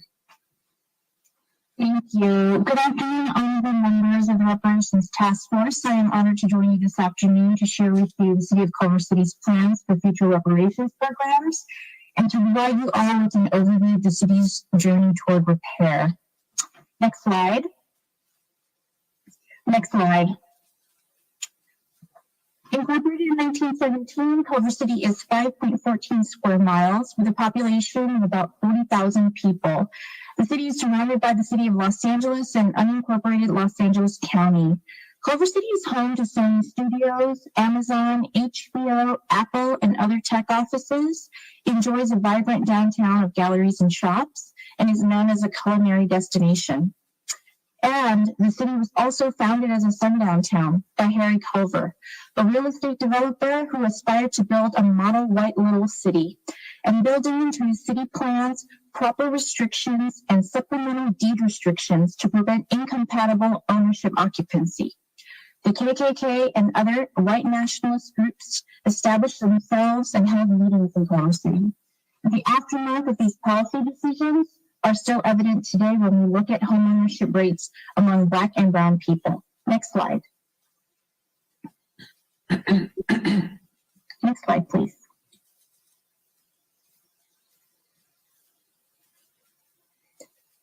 So holding the truth of this history in mind and recognizing the long-lasting legacy of these policy decisions, Culver City continues to envision a future where all people housed and unhoused experience belonging and well-being and can live free from harm. And to achieve this vision, the city has taken some initial steps to undo the institutional racism baked into its policies, practices, and procedures. And to truly move toward repair, the city must face its own history, understand the harms caused, and take meaningful steps toward healing. Next slide. So this chart provides a broad overview of the efforts the city is undertaking. These efforts started a few years ago and are now being consolidated under the city's to-be-developed Racial Equity Action Plan. And this plan will inform the priorities of the city to pursue equity, racial justice, and belonging in its policies, practices, and procedures. So these efforts being presented are not in any particular order. So in 2020, at the direction of the City Council, the city initiated a public safety review. And one of the immediate outcomes of that effort is the creation of a mobile crisis intervention program that will send unarmed crisis counselors to respond to mental health and or behavioral health calls instead of sending police officers. The city is also part of the Government Alliance on Race and Equity, a national network of cities and counties working toward racial equity. The city also is part of the My Brother's Keeper Alliance. And in early 2020, before the pandemic, the city launched a local action plan with the school district to implement a cradle-to-career strategy to ensure that Culver City youth, especially boys and men of color, and all young people can reach their full potential. And these partnerships ensure that Culver City's efforts are grounded in truth and are being developed with input and support from local, regional, and national communities and partners. And the highlight of today's presentation is the historical context study, or the reparations study, which is the city's first step toward developing future reparations programs. And this is a current priority of the City Council. Additionally, the city has submitted a grant application to assist in developing a possible universal basic income pilot project in the coming years.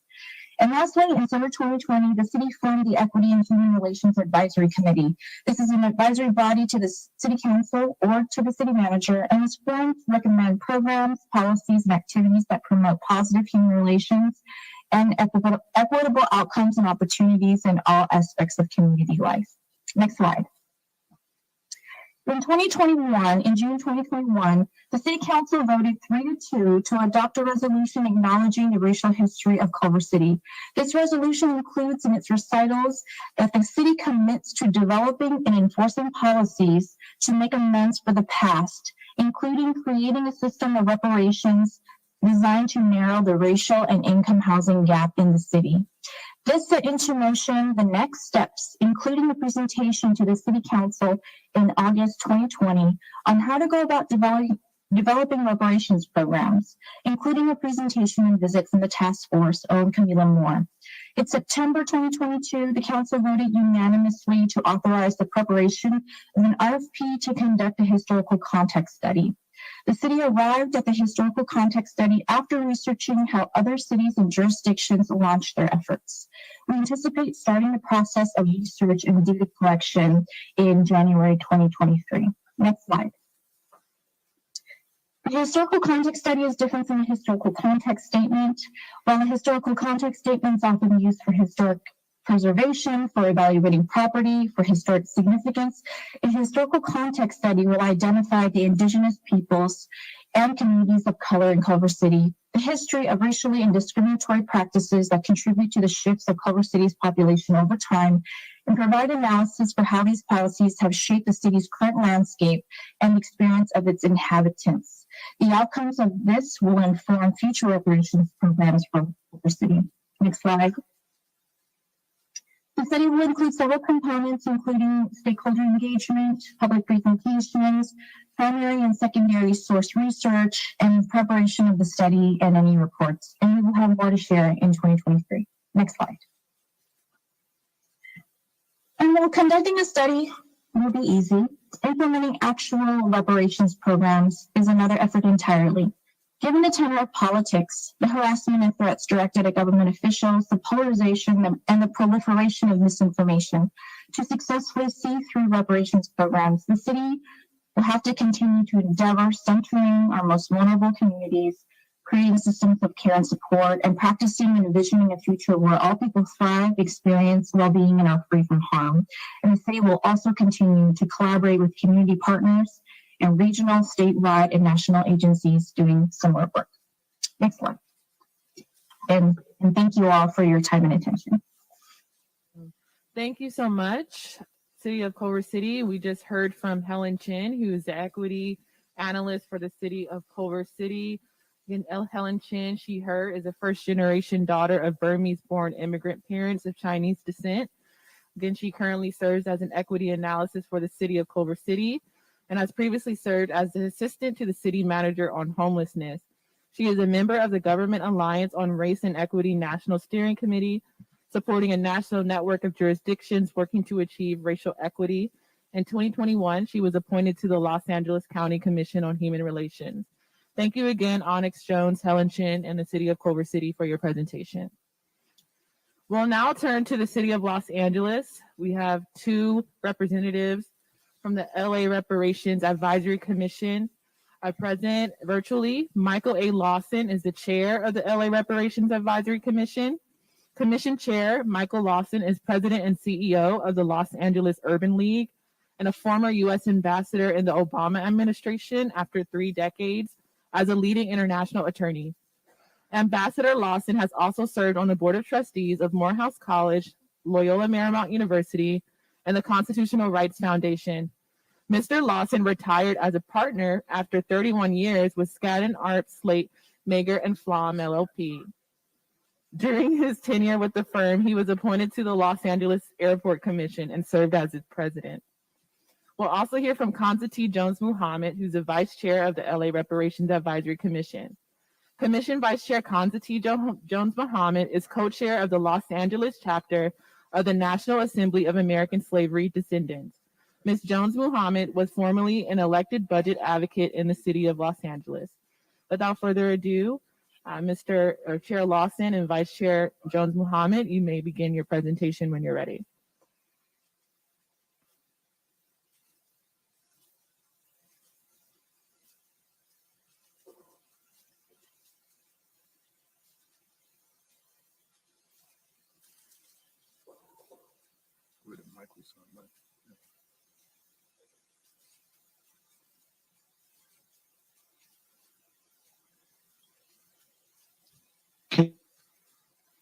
Can you hear me now? Yes, we can hear you now.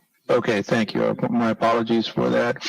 And thank you for that introduction. On behalf of our outgoing Mayor Garcetti and Capri Maddox, the Executive Director of the Los Angeles Civil and Human Rights Department of the City of Los Angeles, and the Reparations Advisory Committee, I want to thank you for the opportunity to share our work and contribute to California's AB 3121 Reparations Task Force. I would like to introduce you to my fellow commissioners, Commissioner Ganze Jones Muhammad, whom you will hear from shortly, Commissioner Mark Wilson, Secretary and Executive Director of the Coalition for Responsible Community Development, Commissioner Mandala Kaisi, CEO of the Education and Community Planning Agency, New World Education, Dr. Katrina Vanderwood, Vice Chancellor, Workforce, Economic Development, and Adult Education, Los Angeles Community College District, Professor Cheryl Harris, who serves as the Rosalind and Arthur Gilbert Foundation Chair in Civil Rights and Civil Liberties at UCLA School of Law, and Attorney Virgil Roberts, Managing Partner for the entertainment law firm of Bobbitt and Roberts. From here, I'll turn it over to Commissioner Muhammad. Thanks so much, Commissioner Lawson. Next slide, please. Our objectives. In June of 2021, Mayor Garcetti formed this Blue Ribbon Commission with an executive action. The look back period for this commission is through 1925, the year that the charter for the city of Los Angeles was established. We have 5 points of focus. One, to develop a single pilot program to confront and dismantle structural and institutional racism. 2, we seek opportunities for public and private funding to our pilot program. 3, we need to identify an academic partner. 4, maintain an active relationship with key stakeholders and community-based organizations. And 5, engage relevant experts to inform the development of the pilot program. We have found that a single academic partner would not meet all of our objectives, so the Los Angeles Civil Rights Department expanded its public request for proposals to include a development partner to report on municipal, county, state, federal, international reparations programs and their funding sources. We also wanted someone to look at funders that have invested in reparations or programs with proximity to reparations. Additionally, the LA City Civil Rights Department expanded to look for a project manager to manage and engage community partners and public engagement to provide oversight and logistic support. It is also worth noting that the Department of Civil and Human Rights understood the need for significant public engagement, and they hired a staffer as Director of Innovation to meet our communications needs and to support the Communications Director. Next slide, please. Key milestones. Our first year was spent mainly on administrative functions, taking an ethics course, understanding our role and limitations as a commission, establishing bylaws, and working with LA Civil Rights Department to define our academic and partner roles. Now the city is in a critical phase of procuring an academic partner, a development partner, and project manager by January of 2023. We have also started our public interface and conducting research activities with residents, and we have started to identify subject matter experts to present on these town halls. Our survey is available on the Reparations Advisory Commission tab at civilandhumanrights.lacity.org. Next slide, please. Our community engagement. Our first public interface was actually part of an official listening session sponsored by the task force with anchor organization Coalition for a Just and Equitable California and NAASD Los Angeles during Juneteenth in Leimert Park. Since then, we've held 2 official homecoming virtual public engagements that have had over 500 registrants, over 100 attendees, 60 public recommendations and/or truth in telling stories, and over 350 completed surveys. Data is crucial to informing our work and sharing with academic partners. So we began to document the asks of Angelenos from our very first public engagement. Next slide, please. What we're learning. Here's a sample of generational harms from our very first homecoming event. We held breakout sessions on the following areas, taking a cue from this task force: housing and property, policing, surveillance, and mass incarceration, education, wealth gap in economics, voting and political power, broken ties, lost familial connections. What we have found is that in these areas, they spill over into each other. In our sample, threat of foreclosures came after the death of a matriarch, reveals that the wealth gap after almost 50 years of home ownership, no one in this person's family could afford to buy back into that particular neighborhood. This is a type of broken tie. With policing and mass incarceration, we have a fellow Angeleno that lost a family member who was killed inside of prison. A family overcriminalized due to what they're referencing as the Biden 1994 crime bill, where in their family, drug addiction impacted many family members. This became a political power and broken ties issue. And so these things overlap. Next slide, please. Our respondents and their views on reparations. Of the 356 survey responses to date, we found that 72%, the majority of respondents, did actually live in the city of Los Angeles, and economic wealth was the main priority that reparations they felt should be addressed.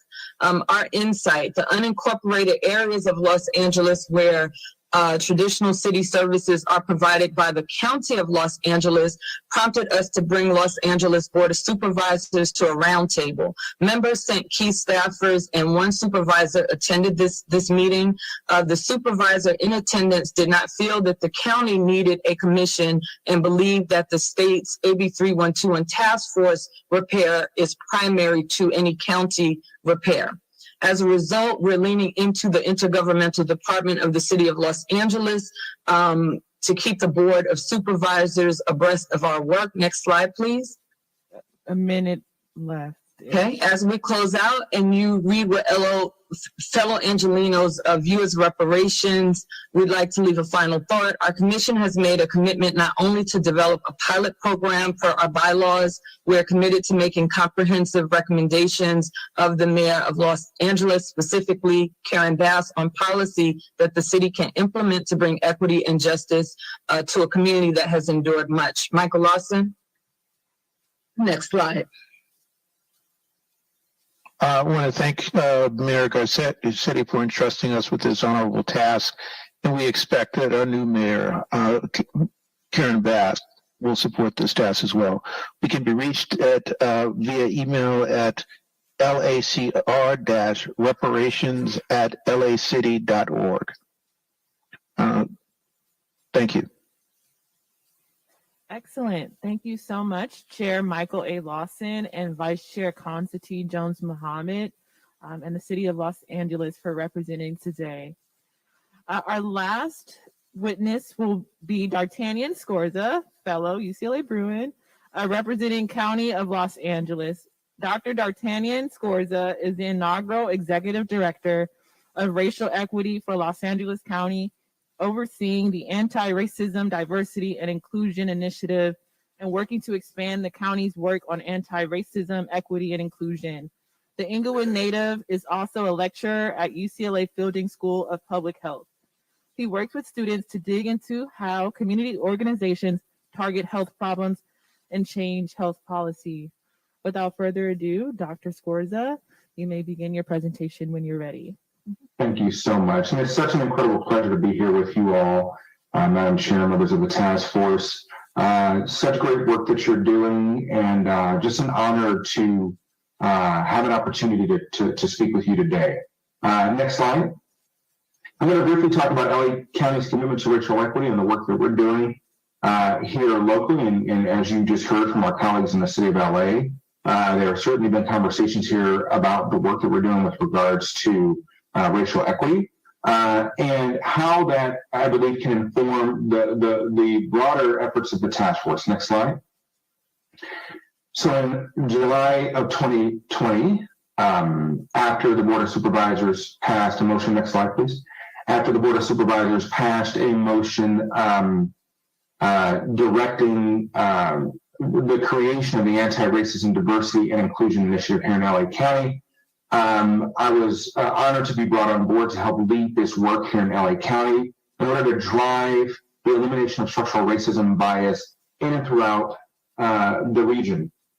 The Board of Supervisors recognized the role that the county could play in addressing systemic and structural racism and committed to changing organizational structures, policies, and practices, as well as co-creating solutions for those most affected by adverse outcomes. And finally, by utilizing the racial equity lens in our decision-making. Next slide, please. Next slide. So we focus on equity because equity ultimately accounts for the way in which systems must be balanced to distribute resources and power, as well as opportunities so that we can reach equal outcomes. It's truly about justice in that we treat everyone justly according to their circumstances. Next slide.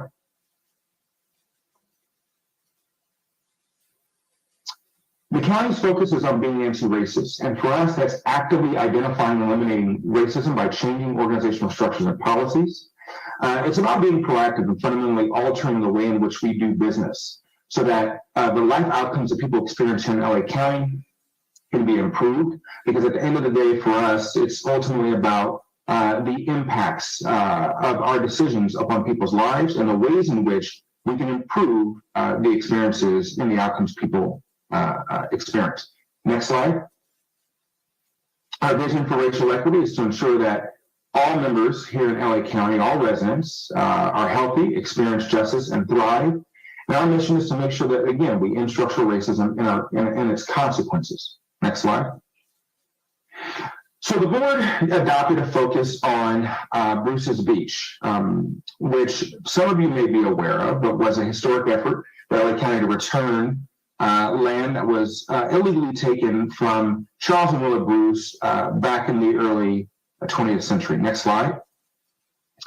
Bruce's Beach served as an opportunity for LA County to fundamentally alter its approach and policies to address illegal takings and the use of eminent domain as a practice that created harm against African Americans. Next slide.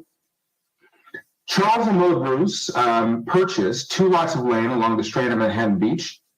Like many other Americans of African descent, the Bruce family moved west as a part of the Great Migration, and as you heard earlier, were seeking opportunities to participate in the California dream.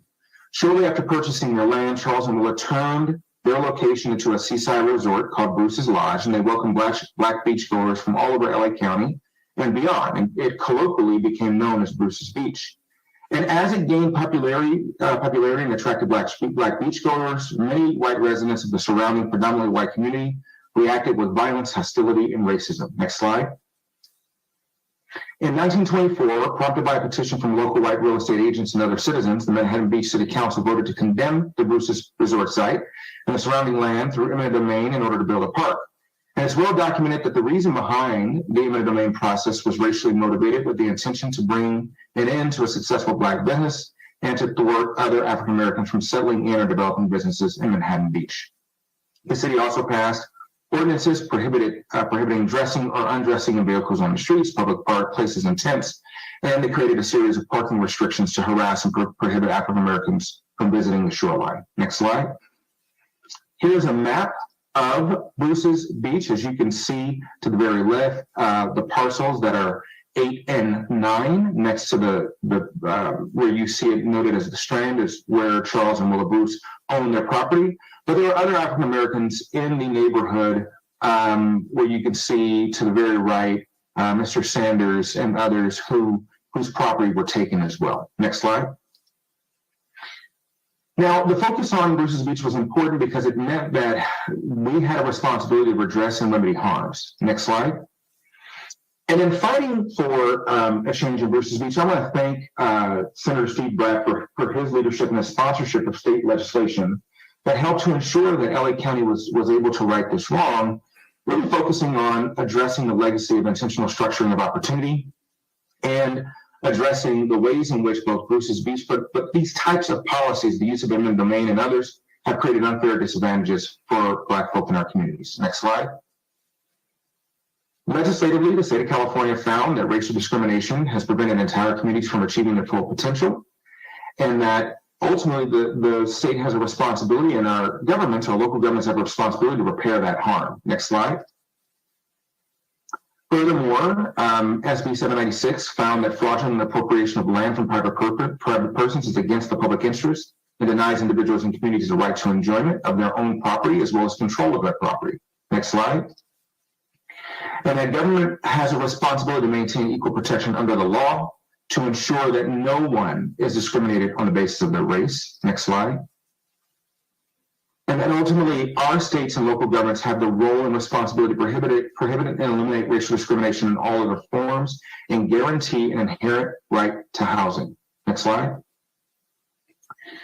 Finally, the government must act in the public's interest. And the reason why I'm sharing these findings is because they were incredibly important for what I'm going to share with you. Next slide. The county was sued by a resident by the name of Joseph Ryan, who filed a complaint with the court seeking an injunction against LA County and the Board of Supervisors with the attempt to prevent our ability to transfer this land back to the Bruces. Fortunately, the petition was denied, and the court found that this is ultimately a return of land that was taken from this family, and that it was in the government's and the public's interest to act in a way that ensured fairness, as well as justice and an effective remedy for unlawful and race-based displacements. Next slide. So what do we do? And I'll try and be brief here. What do we do to return Bruce's Beach? Next slide.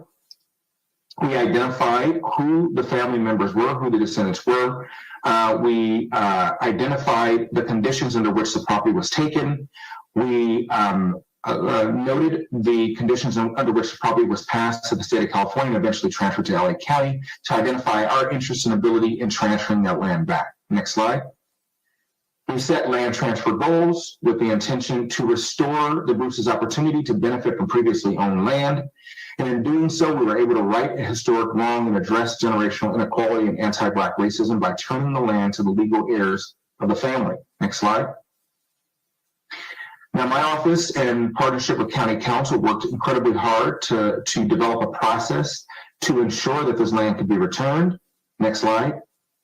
And that process entailed not only ensuring that our taking the leadership of our board, who enacted a motion to address this historic wrong, but evaluating the operational impact upon our operations here in LA County, assessing property tax implications on the family. We did not want to return this land, and suddenly the family would end up owing millions of dollars, as the land was valued at roughly around $20 million in property tax and our income tax. We worked very closely with, again, thank you to the leadership of Senator Bradford and members of the legislature. We're able to amend the deed that had restrictions on it, preventing us from returning the land to the Bruces.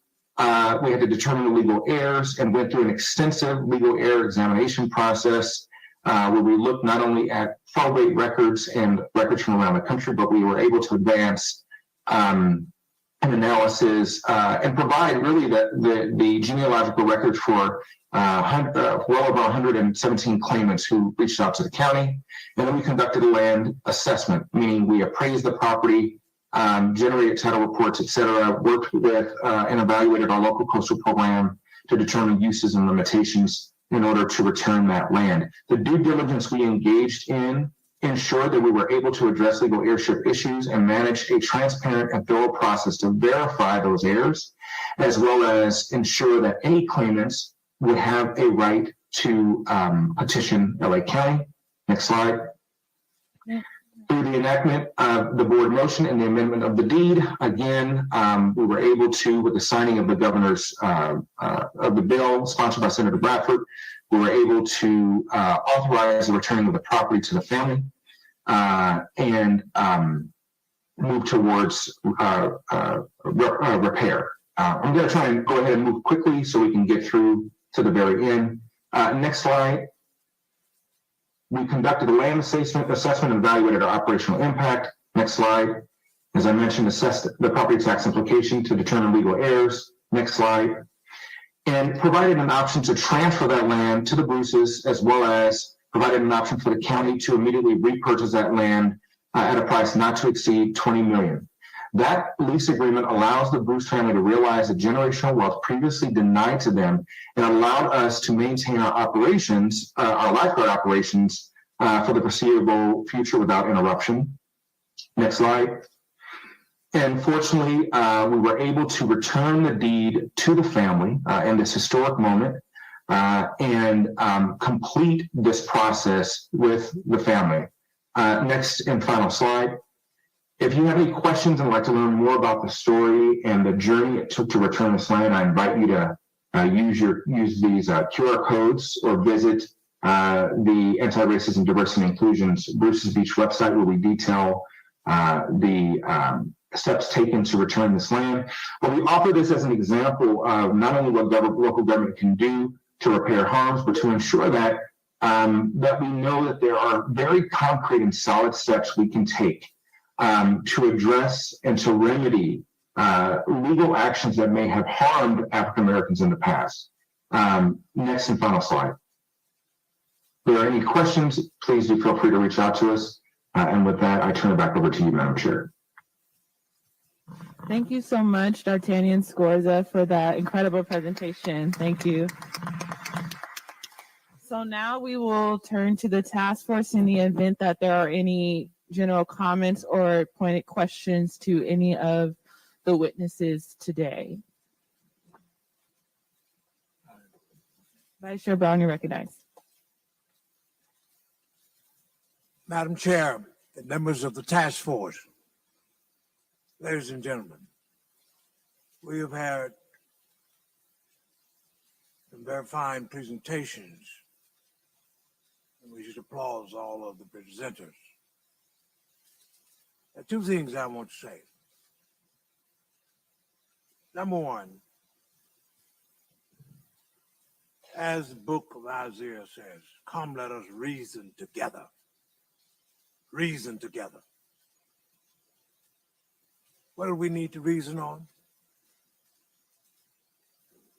Does it make sense for any of us as task force members to emit personalities to intimidate us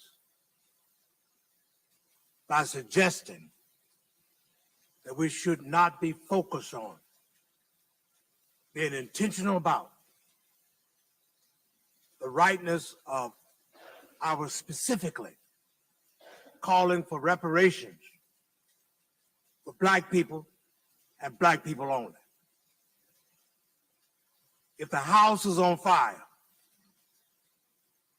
and it's my house, and there are 9 or 10 other houses on the block, the fire department doesn't come running to every house with water to put out a fire. It comes to my house. The house has been on the fire of Black Americans for over 244 years exactly. And it's time that we go forth and say to our friends, we welcome you from wherever you may come, but make sure you see that it is our house that's on fire, and we are deserving of reparations, and there should be no apology or telling anyone to come along and be free riders. We've had too much of that. Dr. Martin Luther King, my teacher, said, if America has organized to do bad things against the Negro, it has a moral obligation to organize to do good things with the Negro for the betterment of the Negro. Take that to the bank. and let it stay there and make some interest on it. We need to make sure that as we go forth, I say finally, with the final presentation, that we be astute and have pit bulldog determination to get reparations for Black folks in the state of California. And now it's our house, I say, that's on fire. Other folks' houses have been on fire, yes, but they didn't come to my house when theirs were on fire. Thank you.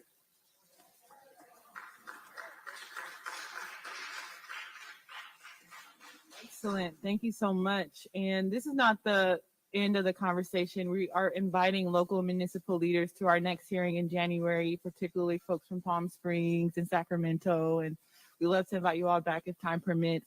I do have a question for the Vallejo representatives and then a question for D'Artagnan Scorza.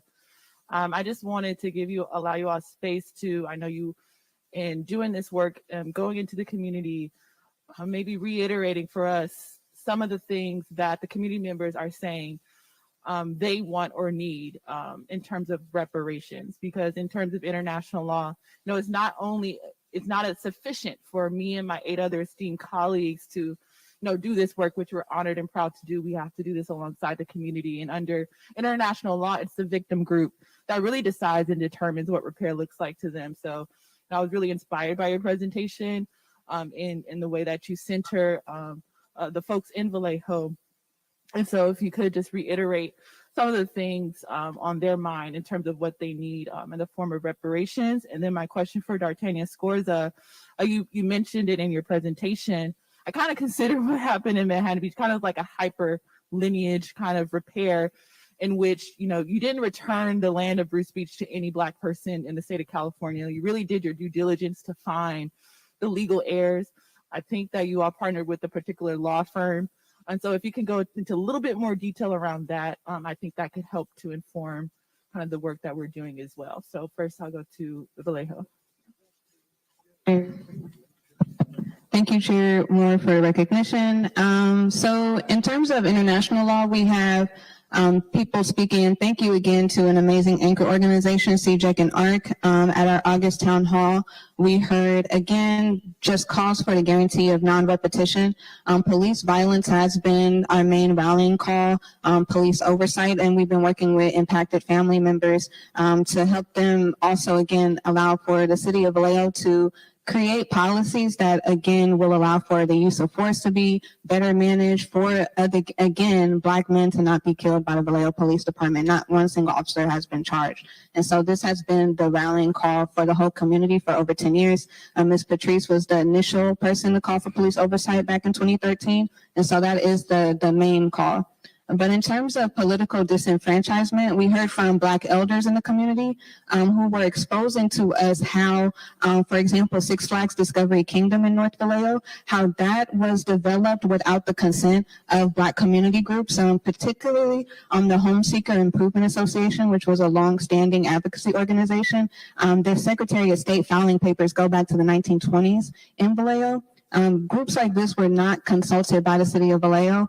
If any of you know, Six Flags Discovery Kingdom is in the middle of a Black community. So highway expansion, bunch of large scale construction projects in Black communities, destroying them were things that our elders were trying to get us to historicize and research particularly. And from the youth themselves, the school to prison pipeline, as we know, in 2012, Vallejo School District was under receivership beginning in 2004 from the state of California, but particularly school fights. So there were legal battles where parents were suing the city and the county for actually not intervening when there were school fights at Vallejo High School particularly. So many Black youth not feeling safe at the schools.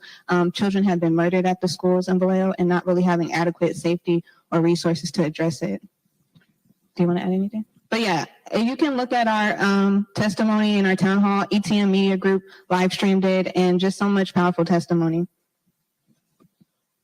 Thank you. D'Artagnan Scorza, if you can just briefly detail the lineage verification process with the law firm that you all partnered with.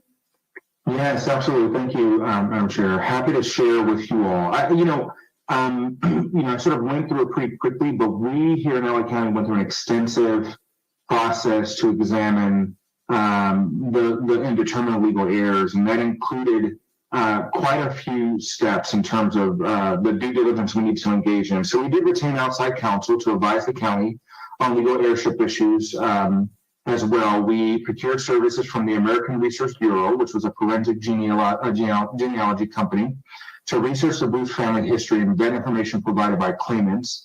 It's important to know that California law generally defines legal heirs as the closest living direct descendants of a deceased person, usually meaning their children, grandchildren, great-grandchildren, and so forth.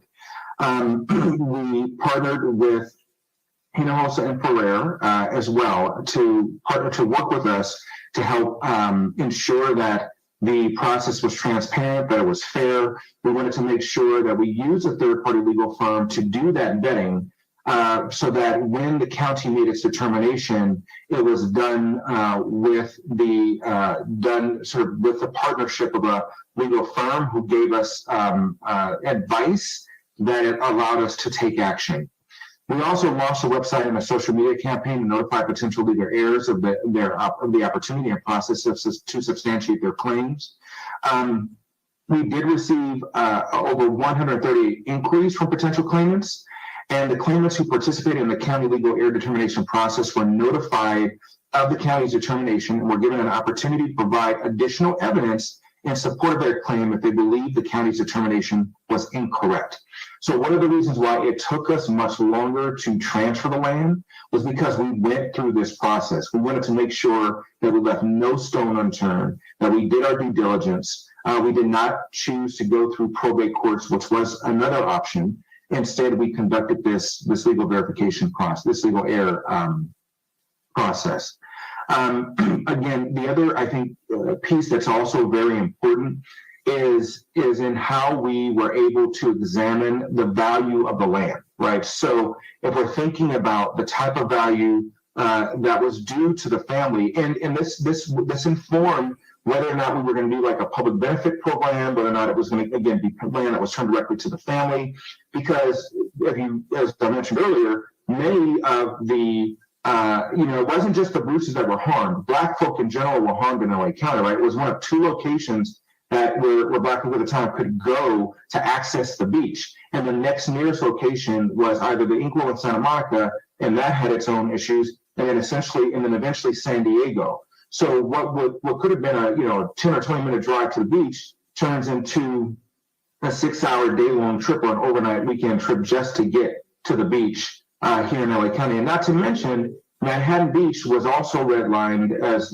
well as Venice Beach. So you had these coastal communities where Black folk were being pushed out. And so we had to do things like get the legal property descriptions. We had to get the title reports for those parcels.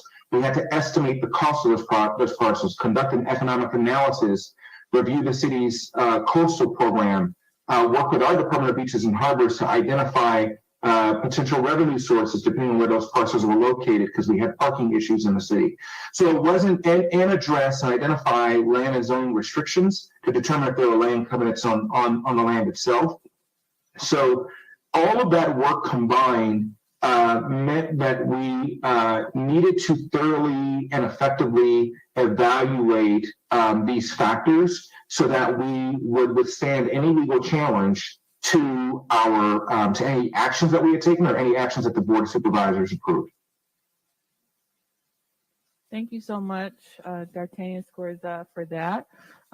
Member Joan Sawyer, you are recognized. And I want to thank the everybody that was speaking. It was enlightening to see what the municipalities are doing, and I want to especially thank the county for explaining Bruce's Beach that because it may provide another avenue of us going after legal land that belong legally to African Americans, and how we were able to return the land that once belonged to someone, and it was not necessarily lineage, but this may be another avenue we can go back and look at the records, the actual legal records, and be able to get our land back. And the excellent work that Senator Bradford did on that was amazing in a lot of ways. And there's behind the scene things that went on that that I think we also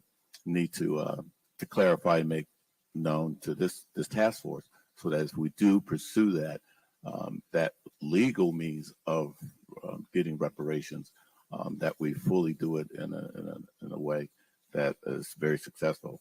So my question, I do have a question, is for, it may be for the city of Oakland, Ms. Flynn.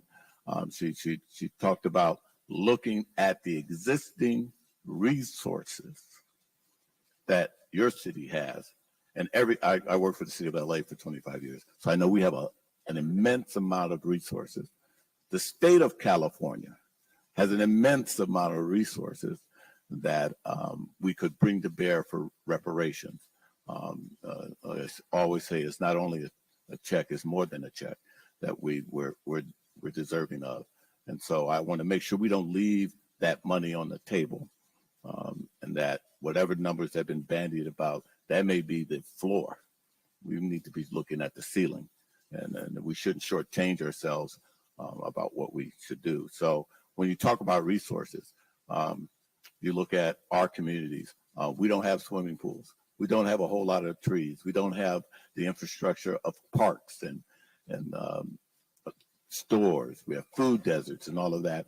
That you look at how your municipality can play a role, and I think we can look at the state, how we can play a role that we can build within the existing money that we have, the infrastructure things and the resources that we have. Did you look at what your city could do to bring to bear to help with this?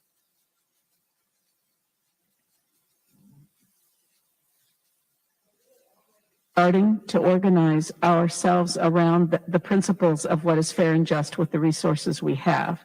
So we look at the existing conditions like tree canopy. We have a tree canopy study underway right now that is being done with an equity lens. And so it will identify what are the differences across the city in the availability of tree canopy. We know what we're going to find. It's very consistent, but we're documenting it so that then we can target resources appropriately to close the disparities between one part of the city and another part of the city. So in other words, where disparities exist, we would prioritize investments in areas where the disparities are.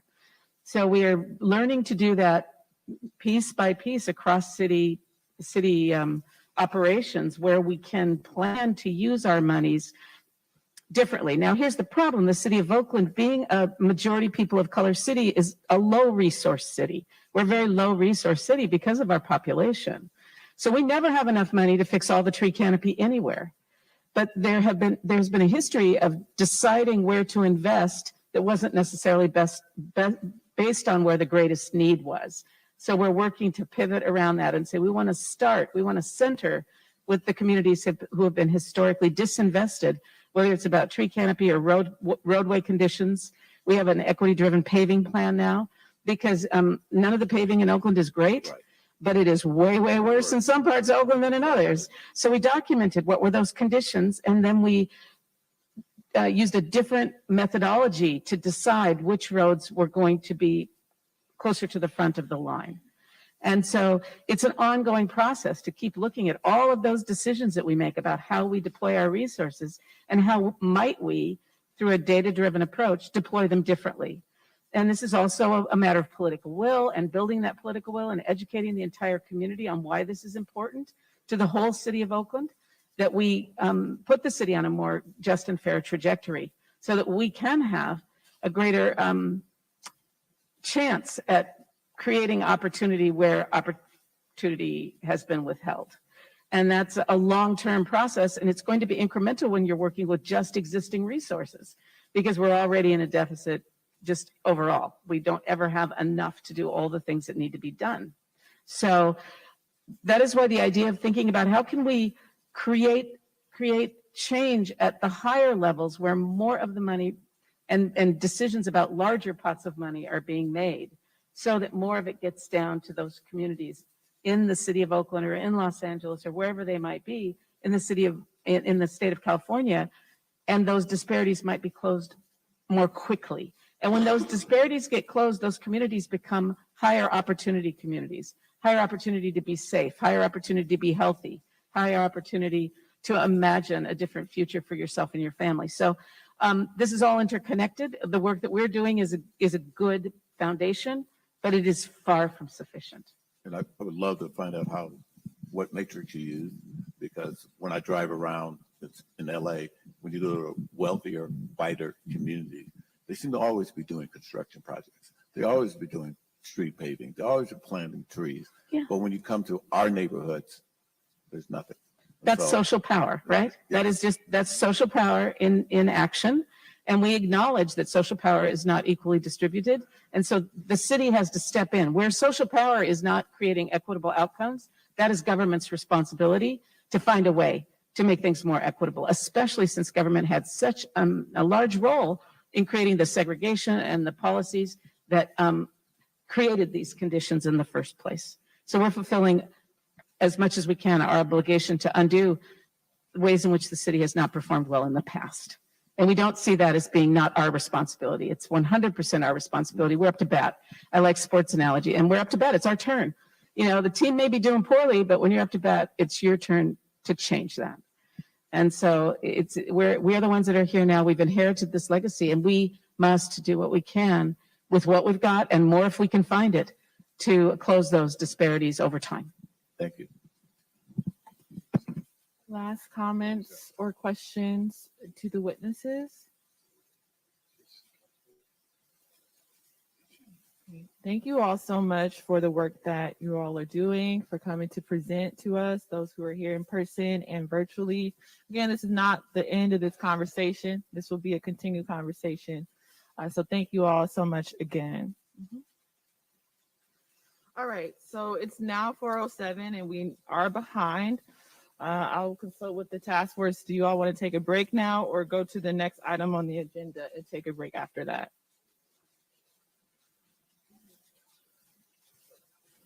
A break? Okay, we'll do a 10-minute break, so we'll come back around 4:17. Thank you. Is there any hot water around here?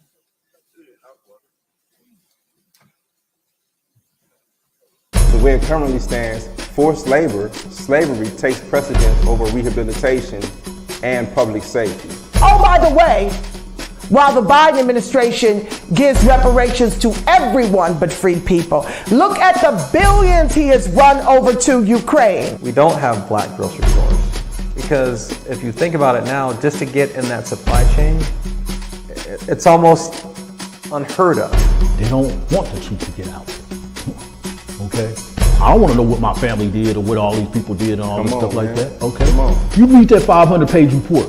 There's this thing called white superiority and black inferiority. That mindset allows all of the behaviors that we've seen across generations, allows for the construction of these policies and practices and systems and structures that continue to oppress us. This is not a handout. This is a debt that is owed. You know, Allensworth was like the internet of his time in 1904, 1905. The total black population in California is about 2.6 million. And then of that, the descendants compose about 2.2 million of that. So California, with a multi-billion-dollar surplus, can absolutely afford to satisfy the international terms for reparations, beginning with compensation. Any financial obstacle that exists that impedes the success of increasing financial prosperity needs to be dealt with and eliminated. No matter where we've been, no matter what part of this fight we've been in, we've been harmed, and we've had harm done to us specifically. When I got to Los Angeles, this was some of the worst segregation I'd ever seen. And remember, I'm telling you, I'm from Mississippi. Because as you can see, I'm giving you broken history right now, you know? But I had to give it to you guys today. I said, no, I got to show them this because it's so precious and nobody really knows about it. Black people don't have that kind of luxury. Our historically black communities have been redistricted multiple times. Now listen, if you can't handle the TR roof, don't tune in.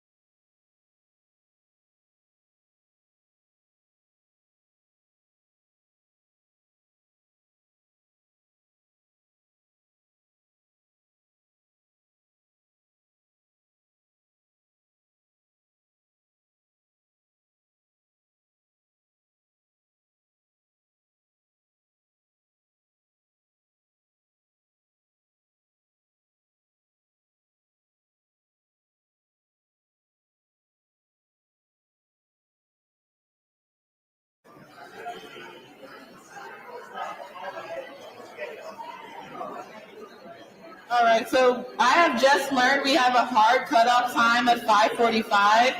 So we have 5 folks who are here, so we're gonna start the meeting now. Parliamentarian Johnson, if you could start to reestablish a quorum, thank you. Starting the meeting now, Parliamentarian Johnson. Okay. Madam Chair, I'm going to start with you. Okay. Present. Vice Chair Brown. Present. Member Bradford. Member Bradford is here. Member Grills. Member Grills is present. Member Holder. Member Holder is present. Member Jones Sawyer. Present. Member Jones Sawyer is present. Member Lewis. Present. Member Lewis is present. Member Montgomery Stepp.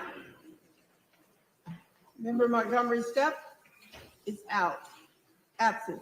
Member Tamaki. Here. Member Tamaki is present. Madam Chair, there are 9 task force members. 5 are needed for a quorum.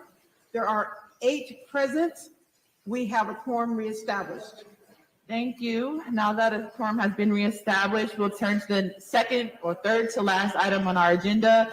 And as a reminder, we have a hard cutoff time of 5:45 p.m. today. The next item is agenda number 10, Communications Advisory Committee and Scope of Work of Communications Firm. Presenters, Grills, Moore, Communications Firm, and Michael Stoll. Dr. Grills? Thank you. Can you hear this? Okay. So I want to be very brief so we can get straight to the communications firm. After being selected by the Ralph Bunche Center in August, UCLA Purchasing approved the contract with the Charles Communications Group at or around September 30th. I think it was on September 30th, at which time the Charles Communications Group could legally begin performing work for the Bunche Center related to communications. I would like to, in the service of time, move straight to the presentation from the Charles Group.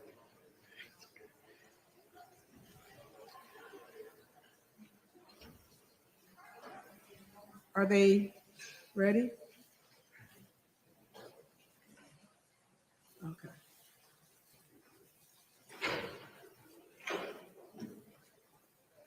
The wrong presentation up.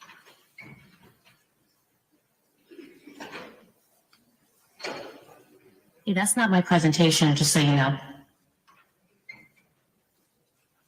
I think that's Don's. We're getting it set up.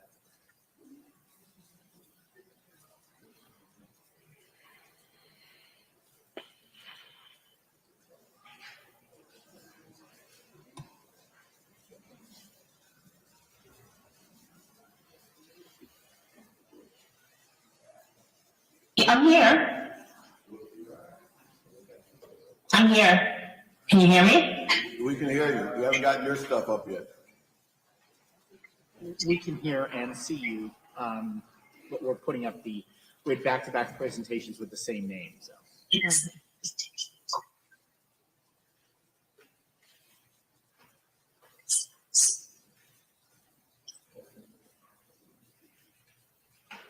can hear that? You can hear me? We can hear you, and you can actually get started if you would like to get started speaking, and we're just working to put up your slides. Can you see me in the corner?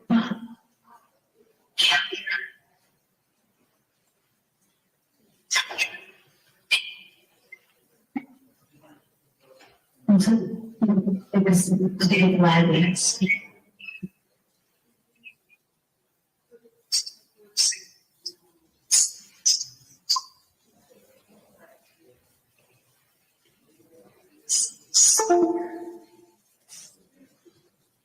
Of course, we have trouble with my presentation. Do you want to go ahead and get started? We can hear you. We can hear you. Hello, Dr. Charles? Dr. Charles, we can hear you and see you. We're just trying to get your slides. Yeah, your slides She can't hear us. I can't hear or see anything.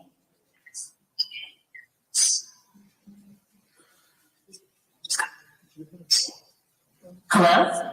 Yes, we can hear you. Oh, okay, I'm sorry, I can't hear or see anything, so. Yeah, we are just trying to get your slides up right now, but we can see you and we can hear you.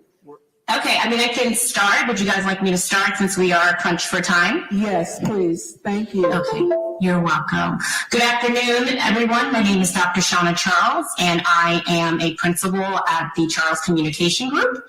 And we are collaborating with the task force and the communications committee to implement a communication strategy for the task force. I'm a graduate of Howard University, and I have been working in the communication space for over 10 years, along with my partner, Mitchell Christopher, who is a graduate of the University of Texas, and his experience is in strategic planning, program management, project management, and continuous improvement planning. A little bit about the Charles Communication Group is we are a global communications agency. We partner with law firms, nonprofits, corporations, political candidates to help protect, promote, and evolve their image and their reputation. We focus on public relations, diversity, equity, and inclusion, community relations, building relationships, and crafting compelling communication strategies. We take a 360-degree approach to our work, making sure that we are devising winning communication strategies, making sure that we are also implementing public relations strategies, and that we're focusing on our audience, the message, and the impact. Why CCG? Because we know how to communicate. We know what information we should share with our audience. We have relationships, the who do we use to help share and disseminate our information. And we also know how to speak to the people in the audience and when to speak to the people and the audience. This is the first time that we've had the opportunity to present to the entire task force. And so with that, I'd like to share our scope of work that we have put together with the UCLA Bunch Center. And that is to make sure that we increase awareness of the California Reparations Task Force, its interim report, focusing on public outreach and community engagement. So when you look at the different sectors that we've put together, what we are hired to do is to make sure we develop a communications plan, make sure we maximize media opportunities, whether that's earned, owned, or paid, and develop collateral assets. We also want to make sure we engage communities of interest. As you see today with the public speaking, people came out, and we want to make sure that we target those communities, which include faith-based, community service, social organizations, Chamber of Commerce, and nonprofits. And our goal is to make sure that we have continued and proactive engagement and that we encourage public participation related to the task force activities, interim, and final reports. Next slide, please. The overall goal of our communications plan and implementation is to make sure that we build awareness, we create interest, we provide information, stimulate demand, and we reinforce the message of the task force and the work that it is doing. Next slide, please. Next, we are talking about the communication plan and the implementation. We've worked along and in collaboration with the comms community to develop this plan and how we can potentially roll it out. Next slide, please. So the purpose of this plan is to make sure we provide a coordinated effort and a unified message. We want to make sure that we are sharing with the community and our allies the task force roles and responsibilities, the time frame of the legislature reparations study process, as well as identify the impacts and readdress recommendations and make sure we amplify the work. We also want to develop a multifaceted public awareness campaign that will include the availability of the interim task force report for comment. We want to make sure that we include the hotline that Chair Morris spoke about today and the email address to make sure that the community has the opportunity to provide their feedback and share their thoughts. Next slide, please. So our objectives is to make sure we inform and educate California citizens about the task force and the interim report. We want to make sure that we are conveying clear messaging, we are providing detailed information to support the key messaging, and that we expand the overall reach of the public education through whether traditional media and through digital media. We want to make sure that we are increasing public awareness of the Reparations Task Force so that we can increase the number of people who are aware of the task force and the interim report. We want to make sure we're engaging community leaders and stakeholders to support the task force efforts, as well as to make sure we're implementing consistent, proactive media engagement to increase the press coverage of the task force and the work that it is doing. Next slide, please. It is important that we talk to our target audience. So our target audience is the California citizens. We are collaborating with the government, as well as CBOs and organizations. And we're also including academic institutions and media outlets to help us share the message of the task force. Next slide, please. So our key messaging. Our key messaging is going to be focused around the roles and responsibilities of the task force, the charge of the task force, the legislative process, and the timeline so that the community knows what's happening and when it's happening, as well as the public hearings that the task force will be holding throughout the state, the release of the Reparations Task Force interim report that was released in June, as well as the final report and its recommendations. Next slide, please. So we're going to use a variety of tactics and methods that may happen concurrently to make sure we reinforce this message and that we hit our target audience. And so we want to make sure that we are tailoring the messages, the tools, and the delivery to our target audience. We want to make sure that we're involving representatives from state and national stakeholder organizations. We want to identify adoption champions and allies in the community and actively involve them in the process.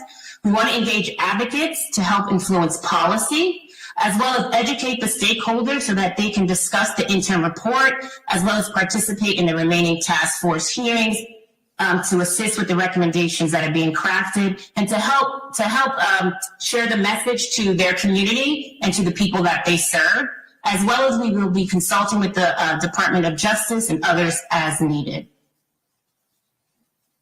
Thank you. So we're also going to be using a variety of methods. So we're going to be using media relations, mass media collaboration. We will be creating collateral materials, of course, community relations, stakeholder relations, and then there are other communications tools that we will be utilizing to help drive the message.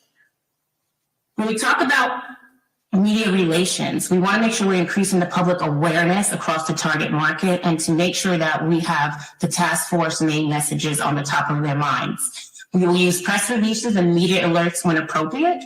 We've been asked to create PowerPoint presentations based off of the interim report. Just like a public comment said today, this report is 500 pages. It's a lot of information. How do we make this information consumable for our audience? As well as a fact sheet. Our fact sheet is ongoing. We have actually had reporters reach out and ask questions. We've had written answers. And so we've been adding those to our fact sheet so that we can have a compilation of questions and answers.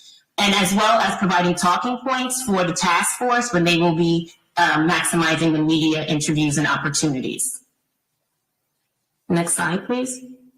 So how will we do this? The important thing to do is to make sure we have a media list. And so we'll be creating that list. For example, for Oakland, we created a list specifically for Oakland. We included Oakland organizations, Oakland news, Oakland newspapers, and media outlets to make sure they knew that this was happening physically in Oakland, but we also sent it out across the state to make sure that other news outlets knew that they could also dial in and watch this live. We have created a media alert and press releases. We'll do opt-eds when necessary and appropriate. We want to make sure that we are driving the message about the task force and its work to create media opportunities and interview opportunities. And if necessary, provide media training for the task force to be able to discuss the key messages and to practice if it's necessary. Next slide, please. We also want to leverage mass communication and mass media because we want to reach the people quickly, as efficiently and in large numbers as quickly as we can, because we do sunset in June when the task force sunsets. So the mass media outlets we want to use, of course, are newspapers, broadcast and cable television, radio stations, and billboards. But it's not just limited to that, but those are the things that we're thinking for right now. We also want to create the collateral material. So these are the supporting documents of the interim report and the work that the task force is doing. So those will be printed materials like I discussed before, the fact sheets, as well as the interim report and recommendation presentation, as well as digital media assets for social media. Can you move 2 slides for me, please?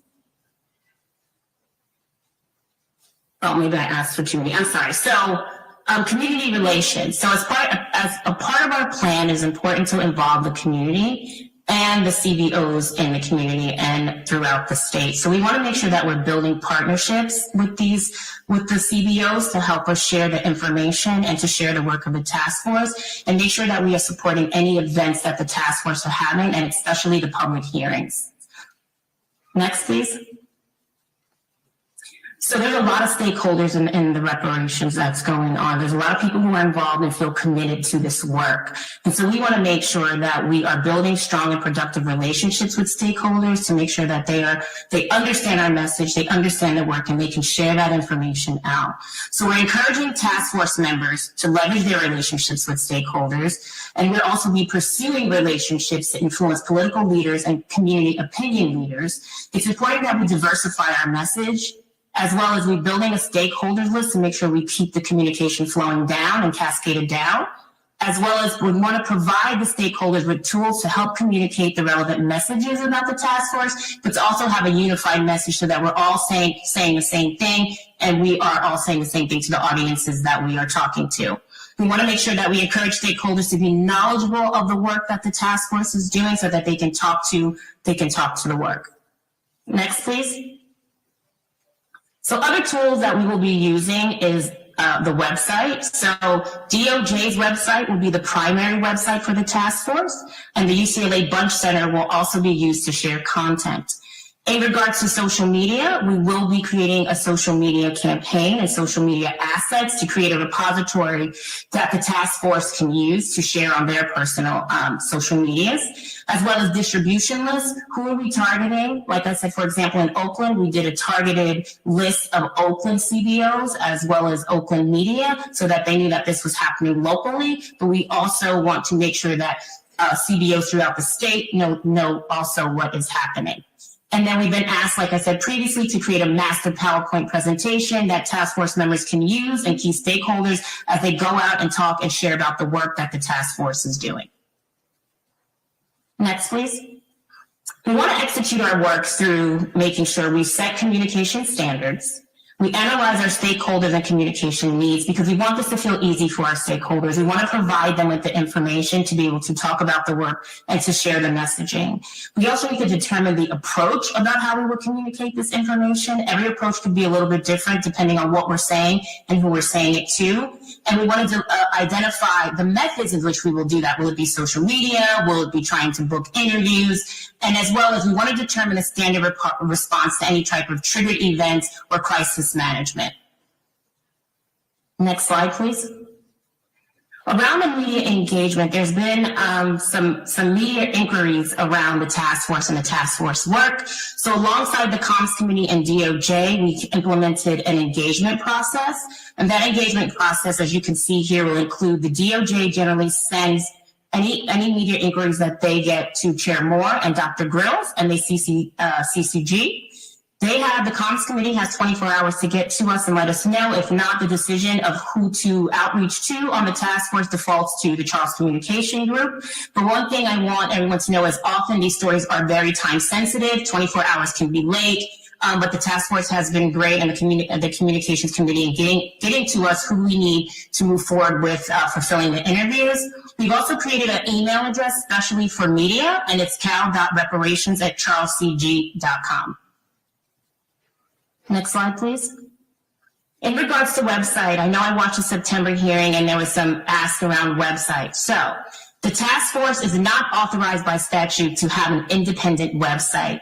The DOJ will be the primary website for the task force, and CCG will work with the Bunch Center to align website utilization. In regards to social media, the task force is not authorized by statute to have independent social media, but the task force members are allowed to amplify reparations and activities on their personal social medias. The DOJ will provide a legal review of members or CCG social media if requested, but they will not regulate the content of the social media. And CCG will create a repository of social media assets to be reviewed by the Communications Committee before any dissemination of that information. Next, please. So I just wanted to give a high-level overview of the tasks that we have performed since we onboarded in late September. So this is a high level you see here. In September, we engaged with the UCLA Bunch Center. We reviewed and watched the September task force meetings. In October, we did a capacity review. And then we also did our initial meetings with the Task Force Communication Advisory Committee to discuss the needs and establish process.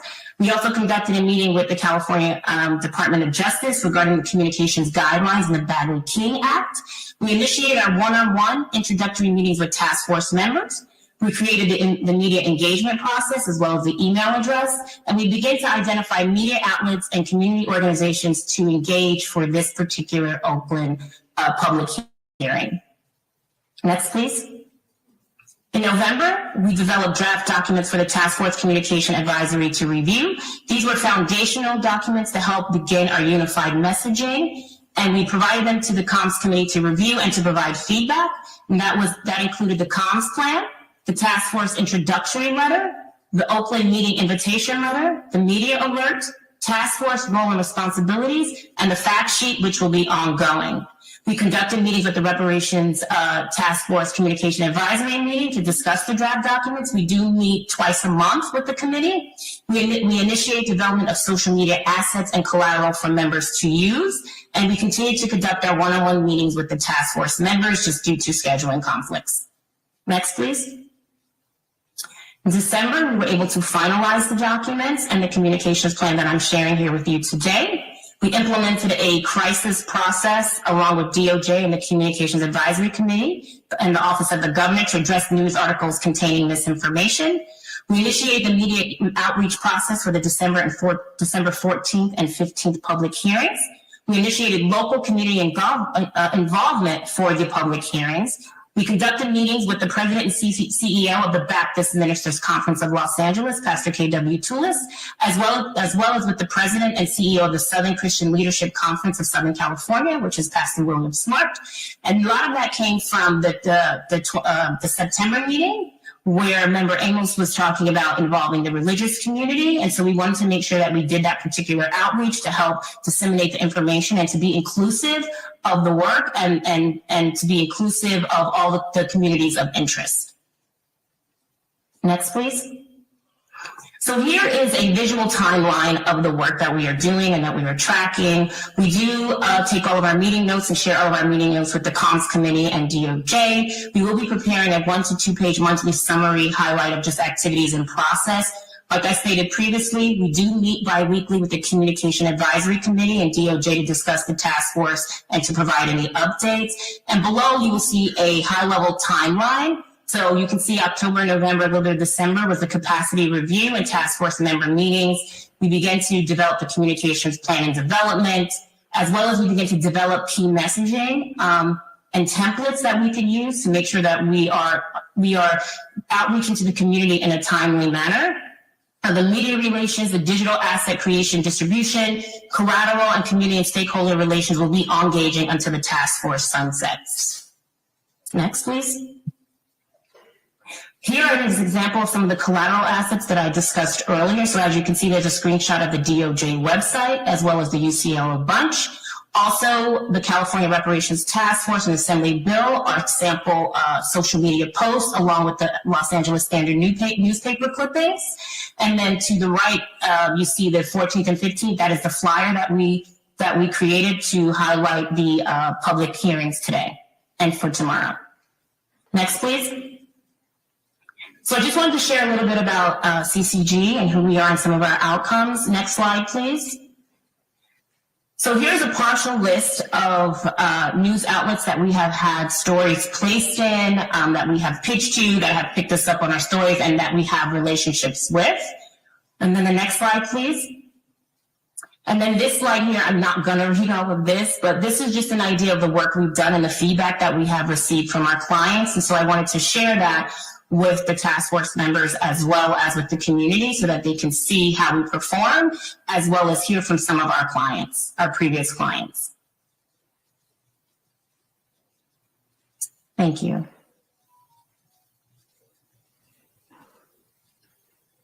That's it. Thank you, Dr. Charles. Are there any questions from the task force members at this time? Vice Chair Brown, you're recognized. Thank you, Madam Chair, members of the task force. This is an excellent template. However, going forward, we need to tweak this process. There's one room that's never filled, and that's the room for improvement. As I look at this audience this afternoon, there are key personalities who are not in the room. We got to do better than this. We have this Black faith community. We have the Divine Nine. Don't see any of them here. Again, I repeat, one room is never filled, room for improvement. But we need to tweak this. And at least a month out, wherever this task force is meeting, that community ought to be saturated, overflowing. It's not just the Black community. Yes, there's a wider community. But somebody said he or she who will be free must strike the first blow. It's got to come from within us, out. But we got to do better than this. Thank you, Vice Chair Brown. Any other comments or questions for Dr. Charles? Member Holder, you're recognized. Dr. Charles, thanks for that comprehensive report back. I think the template that you have outlined is strong. You have a strong systematic approach. I feel confident in that approach, and considering that you were very recently onboarded, I feel like we are in expert hands, and going forward, we can look forward to the types of improvements that Pastor Brown just talked about, and I feel like we are in expert hands. Thank you for the work that you've done. Thank you.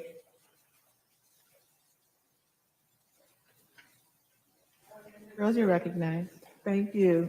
I too would like to echo Member Holder's comments about what you presented today. And I appreciate what Member Brown shared about attendance. And I think I want to remind us all about the multiple requests this morning that our task force hearings be held on weekends to allow more of the community to participate. And so we may be seeing attendance as a result of multiple factors, including the days and times at which we are holding these hearings. Thank you. Member Jones Sawyer, you're recognized. Yes, I want to thank the Charles Group. I have a communications director. I don't want him to quit or go in shame, but the materials that were presented here today far outweigh what I've gotten as an elected official.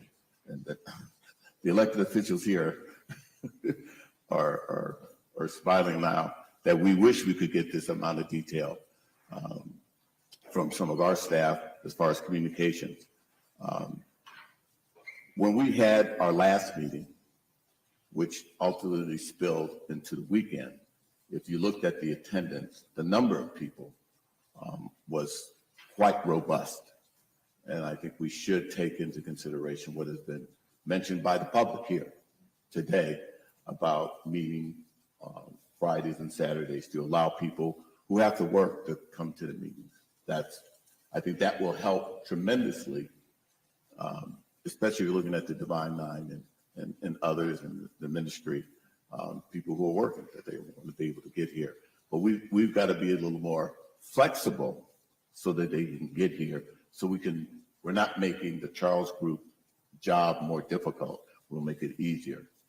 And the other thing I think we should do is when they do get here, because this is what I've heard from several organizations, that they're welcomed, that this is a safe place where they can voice their opinion. that they are not attacked, maligned, and intimidated when they get here. Why would you come into a room where you're going to be attacked? You might as well stay at home. And so we need to take it upon ourselves that whomever comes in here, no matter what their opinion is, that we provide a space for them to feel comfortable, that they can come in, be able to state their opinion, and that their opinions are honored, and that they're heard, and hopefully that they can safely lead these meetings. Hopefully I never hear again that individuals are afraid or embarrassed to come in here because it gets too raunchous.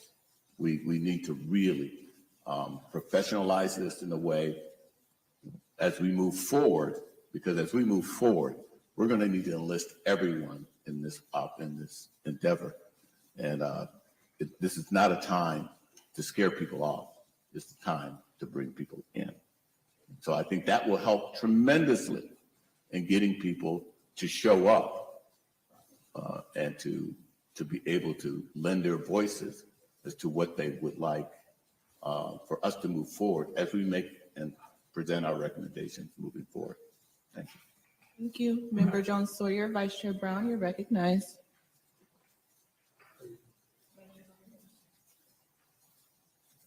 I could leave this alone, but I've been in every meeting. And I can safely say, in no meeting has anyone ever been attacked. If anything, there were persons who came in from the outside and ignited confrontation. All you have to do is check the record.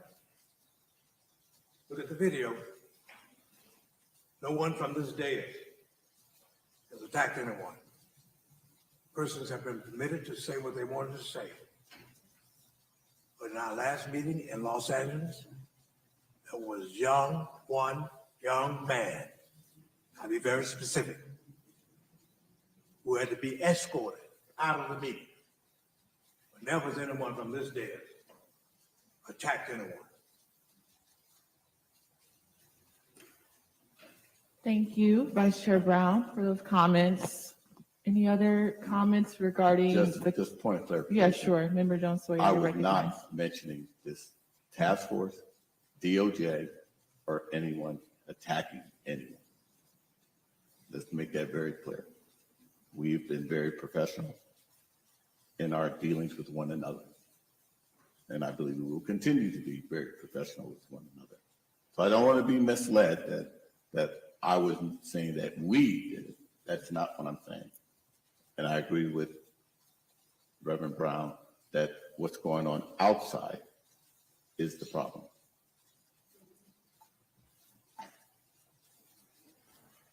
Yes. Member Montgomery Stepp, you're recognized. Thank you, Chair Moore. I just want to say thank you to Dr. Charles and your staff, your group for moving us forward in this way. I feel relieved. But I do have a question. When will the materials be ready for task members in the event that we want to present to groups in our localities that you talked about, like the PowerPoint and the like? When do you anticipate those being ready for us? So being that we have to go through the 500-page document, we actually are working on those documents now. So I would say probably in mid-January at least. We also have to share those with the comms committee for any review or feedback. So we have to give them an opportunity to look at it, feedback, do those edits. So there's a little bit of back and forth on those. But if you do have something that's time sensitive, please let us know, and we'll try to figure out how we help you get some collateral material for that as we work on a larger project. Okay. Did that answer your question? Yes, it did. And I know you're in good hands with the committee. But I am looking forward to having, something that we can all use in uniformity, even if we add our own expertise to it. So thank you for that. I'm glad you are on board. Thank you. We have 45 minutes left until we have to leave. Are there any comments or questions for Dr. Charles? Any other comments? Any other questions? Sure. Vice Chair Brown and then Member Tamaki. Of the listings of organizations, the scroll moved pretty fast. What were the listings there of the actual organizations that you have been in touch with? Actually, I didn't have the listings up there, but I can, and I'm more than happy to share the listings with you because there's a lot. Let me just say that. So I mean, the first one that you scrolled, the ones that you scrolled, that you had on the screen. The two that I mentioned were SDLC and the Baptist Ministers Conference with Pastor K.W. Toulis. Those are the two that I mentioned on the screen.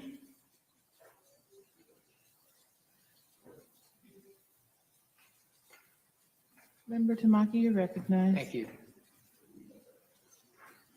I want to ask, how is the working relationship between the Charles Group and the community, the Communications Advisory Committee? And the reason I'm asking that really is twofold. One, I'm on the Public Education Advisory Committee that will have to interact with the communications consultant. And much of what Dr. Charles recited overlaps with the Public Education Committee a lot. And I'm heartened by your presentation, Sean. I thought it was excellent. And part of the Public Education Committee that I'm working on will continue the momentum that you start after the task force sunsets. So it's very important to me that the relationship is stable and it's good. The second reason is having been part of the Japanese American Redress and Reparations movement, it's one of the few modern day examples. It's one of the modern day examples of successful reparations that would have not happened, at least in our community, without excellent communications. Penetrating locally, regionally, nationally, all of the audiences, the targeted audiences, Shauna, that you laid out. And in that regard, the Commission on Wartime Relocation and Internment of Civilians had to work in lockstep with the community and had to work with government and the media to get this done. And, you know, great examples is Bruce's Beach thing, where you had a collaboration really between political leaders, government leaders, community, legal people doing the hard work, along with brilliant communications. So I'm concerned if there are any other issues because, frankly speaking, our history is it's been rocky. I'll be honest with you. And in a period of 7 months, we've lost 3 communications consultants.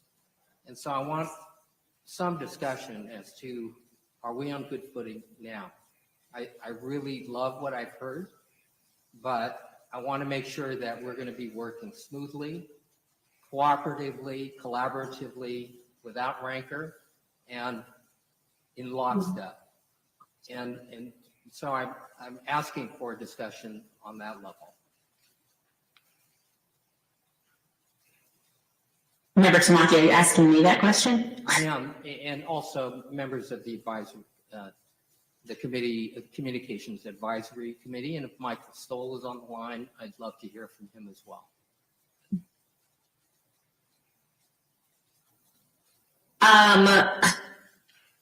It's been tough. In all honesty, it has not been easy to get here. I'm not sure why that is. I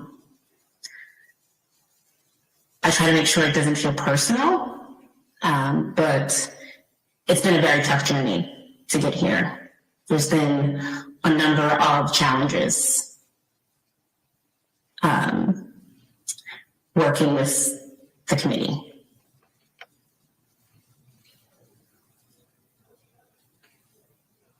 Okay. Girls, you recognize. I think it has been challenging. I think the communications could be a lot better, offer more grace in an onboarding process, and be even more respectful in how communications happen. But what I would like to share is an email or a portion of it. It's too long to read the whole thing, but for the record, it directly answers your question. The email was from the Bunch Center, from Dr. Michael Stoll, to the chair, to Chair Moore, and the DOJ and members of the advisory committee. And he wrote, I am responding here to a previous email from you regarding the facts of the selection of the communications group, as well as to my assessment of the quality of the work performed by the vendor, CCG. And then he goes into a discussion about the facts of the selection, which I will skip, and go down to his assessment of her work, of their work. As to my assessment of the work performed by CCG, I find nothing egregious about the quality of the work. Indeed, I agree with the assessment of Cheryl Grills, a member of the communications subcommittee, in her December 5th email, that the edits and corrections required on submitted drafts were not major errors and were in fact editable errors. The work was submitted as drafts to be edited. CCG also submitted updated documents incorporating reviewer edits and suggestions. This work contained only minor edits. Moreover, my understanding from speaking with other communications firms is that the onboarding process for new firms doing this type of work is lengthy, usually 3 to 6 months, and includes trials and tribulations as the new firm learns the desired facts, processes, narratives, messaging, etc. of the client. Last, given CCG's email to you on December 8th, citing concern over the tone, attitude, and demeanor shown to them in interactions with you regarding the work, I am concerned about the pattern of emails I have received from past vendors hired by Bunch to do communications work with the task force. As a reminder, all 3 previously engaged clients resigned from doing this work, and all 3 cited personal interactions with you as being the main reason for their resignations. These outcomes have prevented Bunch from fully doing the work it was contracted by the DOJ to do, that is, to hire communications firms to support the task force, and has prevented the task force from receiving communications support as it conducts its important work. I am urging the communications subcommittee to find a way to move forward with CCG to do this important communications work for the task force.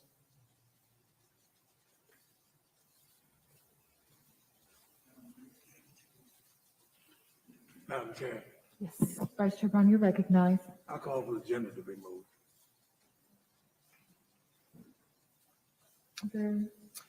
I do. Go ahead. Okay. Senator Bradford, you recognize. Thank you, Madam Chair. I'm not here to point fingers in any kind of way, but I think in order for this task force and objective we have set out before us to be successful, we do need consistency in communications. And as someone who has delved in that world, and as Mr. Jones, so you will tell you, in running for office and getting legislation passed, it's a lot of times has to do with messaging, a clear and concise and consistent messaging. And the biggest question I'm constantly faced with in the community is, what is the task force doing? You know, what's next? When are you meeting? All of that stuff. And we should be covering the world with this message. This should sell itself. So I'm really excited about what the Charles Group brings to the table. It was very thoroughly laid out, but I think we as a task force have to let them do their job, and in order to, because this story will sell itself if the work is done we get out the way and let it happen. So we have a great story to tell, and I would just hope that we could do a better job and be more consistent in making sure that that happens. So thank you. May I raise a comment? Sure. So Member the only Kumaki, you're reason, recognized. the only reason I've raised this is we're down to the last mile. In 6 months, we're out of business. And we cannot have another glitch on the communications consultant, in my humble opinion. And it hurt the task force that we did not have a communications consultant in place on June 1 of this year when we released this groundbreaking, monumental interim report that should and will have national implications. And so we couldn't amplify it. And so when I hear about discord between the Charles Group and the current communications advisory group, it makes me wonder whether we need a fresh start. And no disrespect to Member Grills or to the chair, you both have done brilliant work. And I don't think people realize how much work the chair has to do. It is a ton of work, in addition to what the task force, among its own members. But we need a communications advisory group that really works well with the communications consultant. We want to support Shauna Charles, have Shauna Charles support the task force, and we want to amplify her work.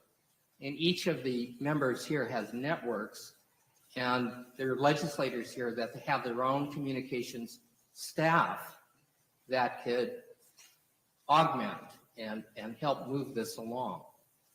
So I'm wondering if we just need a fresh start to cycle off with thanks, Member Grills and the chair.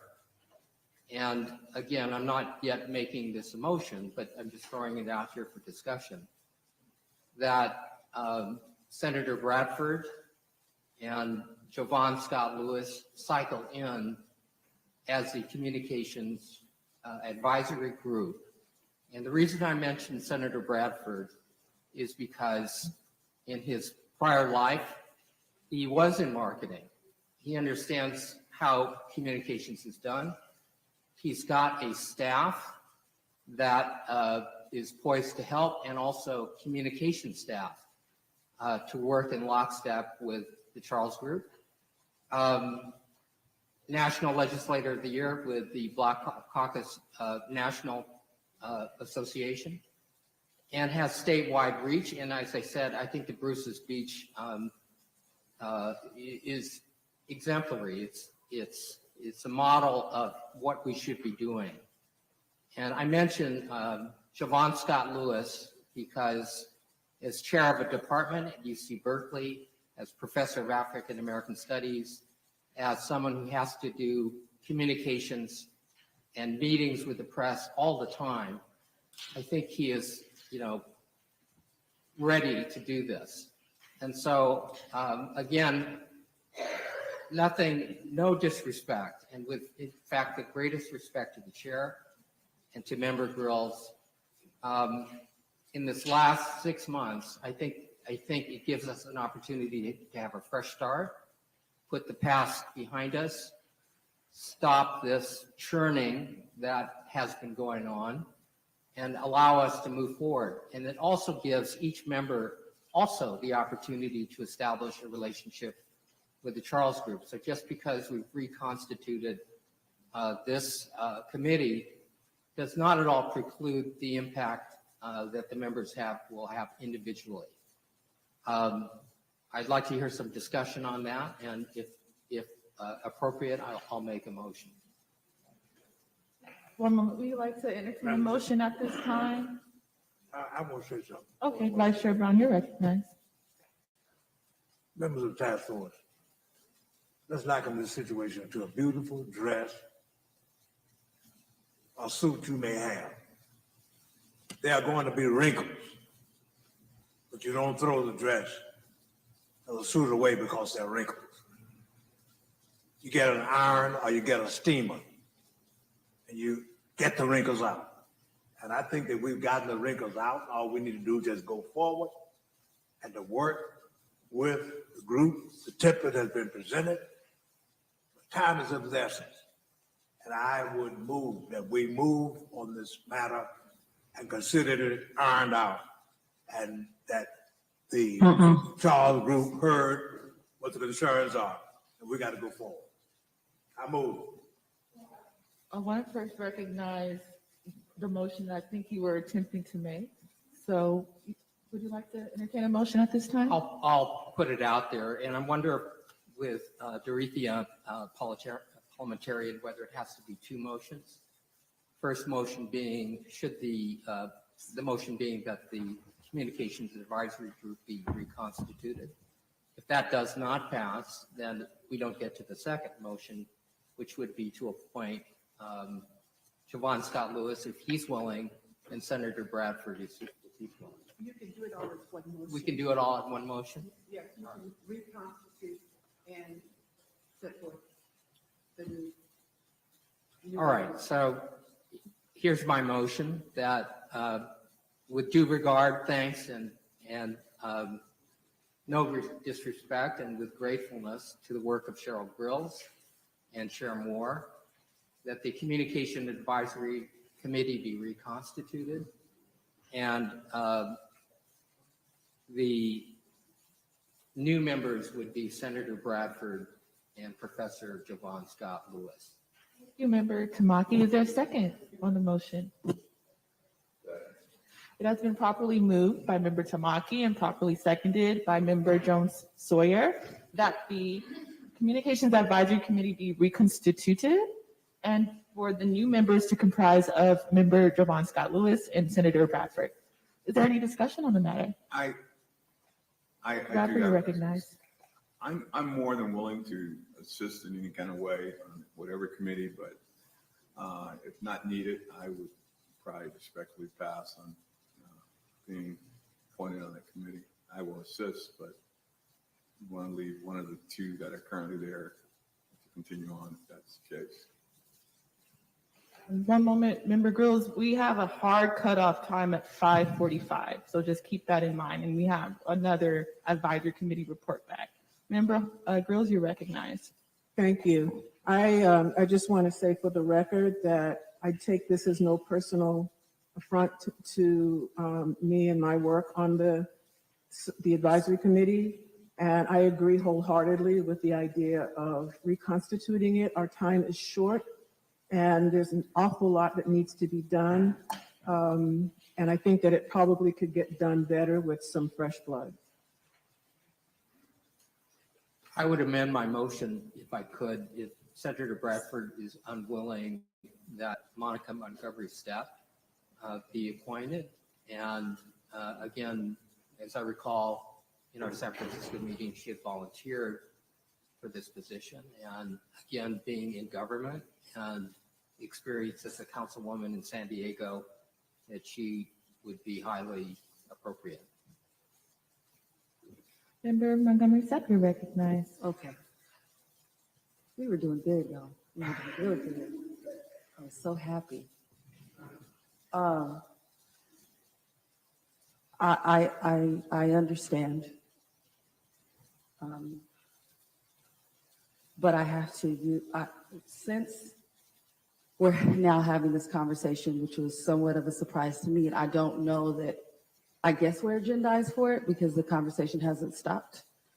I just want to say a couple of things. One is, under other circumstances, I might be comfortable. But what I don't want to do as a task force member is contribute to any kind of conflict that we have had in our diverse thought processes around this subject.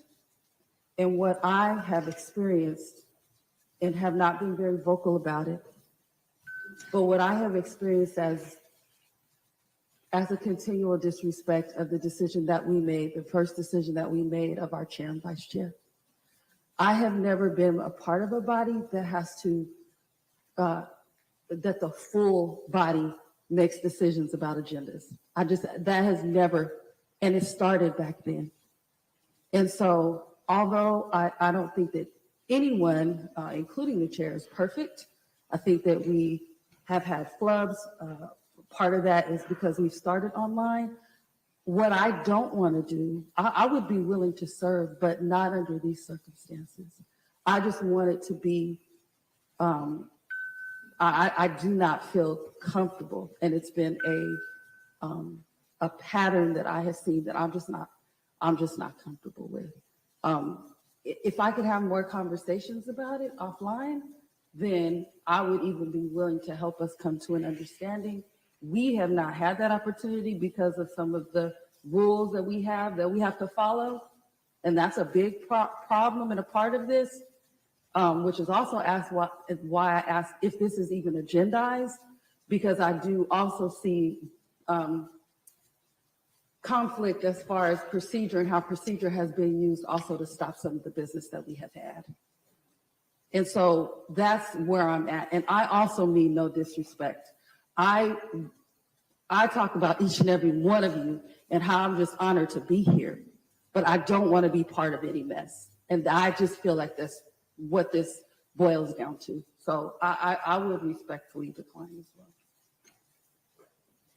Senator Tamaki, would you like to amend your motion?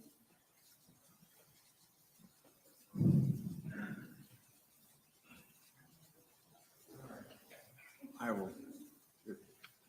Senator Bradford, you're recognized. I harbor much of the sentiment that has been expressed by Councilwoman Montgomery Stepp, but I will take the position if drafted, I will serve. So I'll leave it at that. Would you like to re-amend your motion? Well, it'd be amending it back to the original motion that the committee be reconstituted with great thanks to the members who would cycle off. But Senator Bradford would be a new member and Javon Scott Lewis would be a new member. Is there a second? It has been properly moved by Member Tamaki and properly seconded by Member Jones Sawyer that the Communications Advisory Committee be reconstituted to comprise new members of Member Javon Scott Lewis and Senator Bradford. Is there any further discussion on the matter? Call for the question. Parliamentarian Johnson, roll call vote, please. Yes, the first vote will be to end debate. Chair Moore, Aye. Vice Chair Brown, Member Grills, Member Bradford, Member Holder,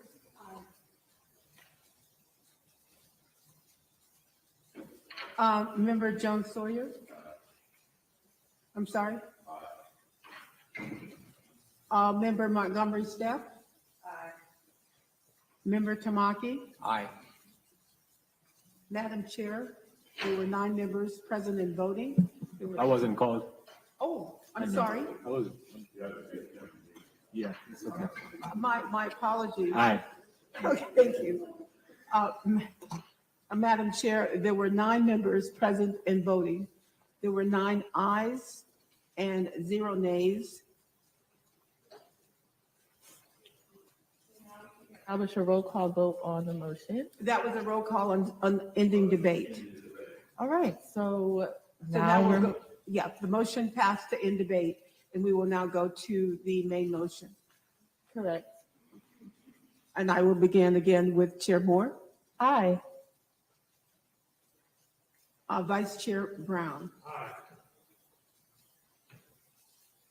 Member Bradford. Abstain. Pardon me? Abstain. Did he say abstain? Okay, thank you. Member Bradford abstains. Member Grills. Aye. Member Grills votes aye.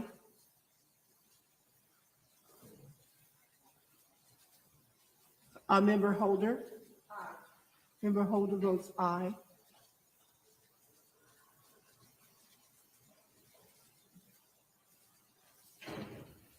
Member Jones Sawyer? Aye. Member Jones Sawyer votes aye. Member Lewis? Abstain. Member Lewis abstains. Member Montgomery Stepp? No. Member Montgomery Stepp votes no. Member Tamaki? Aye. Member Tamaki votes aye. Madam Chair, there were 9 members present and voting. There were 6 ayes, 1 no, and 2 abstentions. Parliamentarian Johnson, there were 6 ayes, 2 abstentions, 1 nay. And so the ayes have it and the motion carries. The new Communications Advisory Committee will comprise of Member Jovan Scott Lewis and Senator Bradford. Congratulations. So now it's 5:30. We have 15 minutes left in the agenda. The next item is Member Tamaki and the DOJ on Advisory Committee's preliminary recommendations on educating the public and formal apologies. First, I want to check in with the DOJ because they're the ones who told me we have a 5:45 p.m. cutoff. And after Tamaki's presentation, we also have updates from the DOJ. So how should we proceed? Any recommendations? Madam Chair, DOJ updates can be tabled for tomorrow. It's going to be very, very brief. We can yield the remainder of the time to Member Tamaki. I could run through the slides really quickly, or is there any chance to move this to tomorrow? Or even start earlier tomorrow?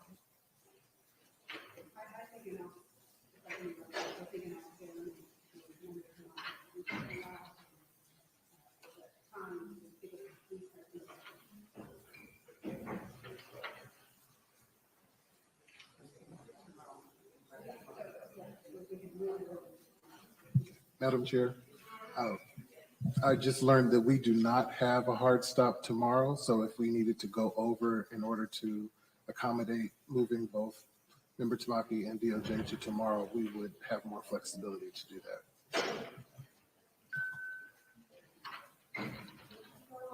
Your pleasure, Member Tamaki. Would you like to move to tomorrow morning? I think it would be preferable. The public education part, respectfully, I think it's really critical. If we don't move the needle of public opinion, it's going to make legislation difficult. We've got to bring the public along. I think we need to spend a little bit more than 15 minutes on that presentation. Great. So we will table that until tomorrow.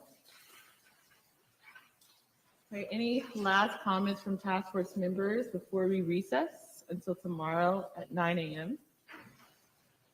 Do we want to start earlier than 9 or just, okay, great, 9 a.m. All right, no comments. All right. Well, the meeting is officially recessed. Thank you all, members of the public and task force members.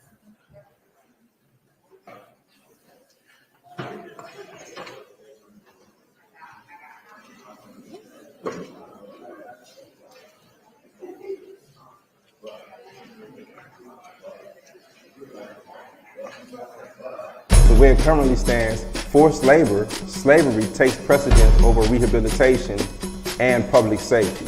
Oh, by the way, while the Biden administration gives reparations to everyone but free people, look at the billions he has run over to Ukraine. We don't have black grocery stores because if you think about it now, just to get in that supply chain, it's almost unheard of. They don't want the truth to get out. Okay? I don't want to know what my family did or what all these people did and all this stuff like that. Okay? You read that 500-page report. There's this thing called white superiority and black inferiority. That mindset allows all of the behaviors that we've seen across generations, allows for the construction of these policies and practices and systems and structures that continue to oppress us. This is not a handout.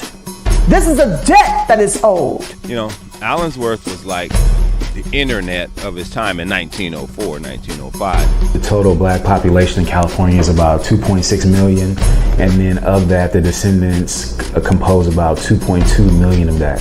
So California, with a multi-billion-dollar surplus, can absolutely afford to satisfy the international terms for reparations, beginning with compensation. Any financial obstacle that exists that impedes the success of increasing financial prosperity needs to be dealt with and eliminated.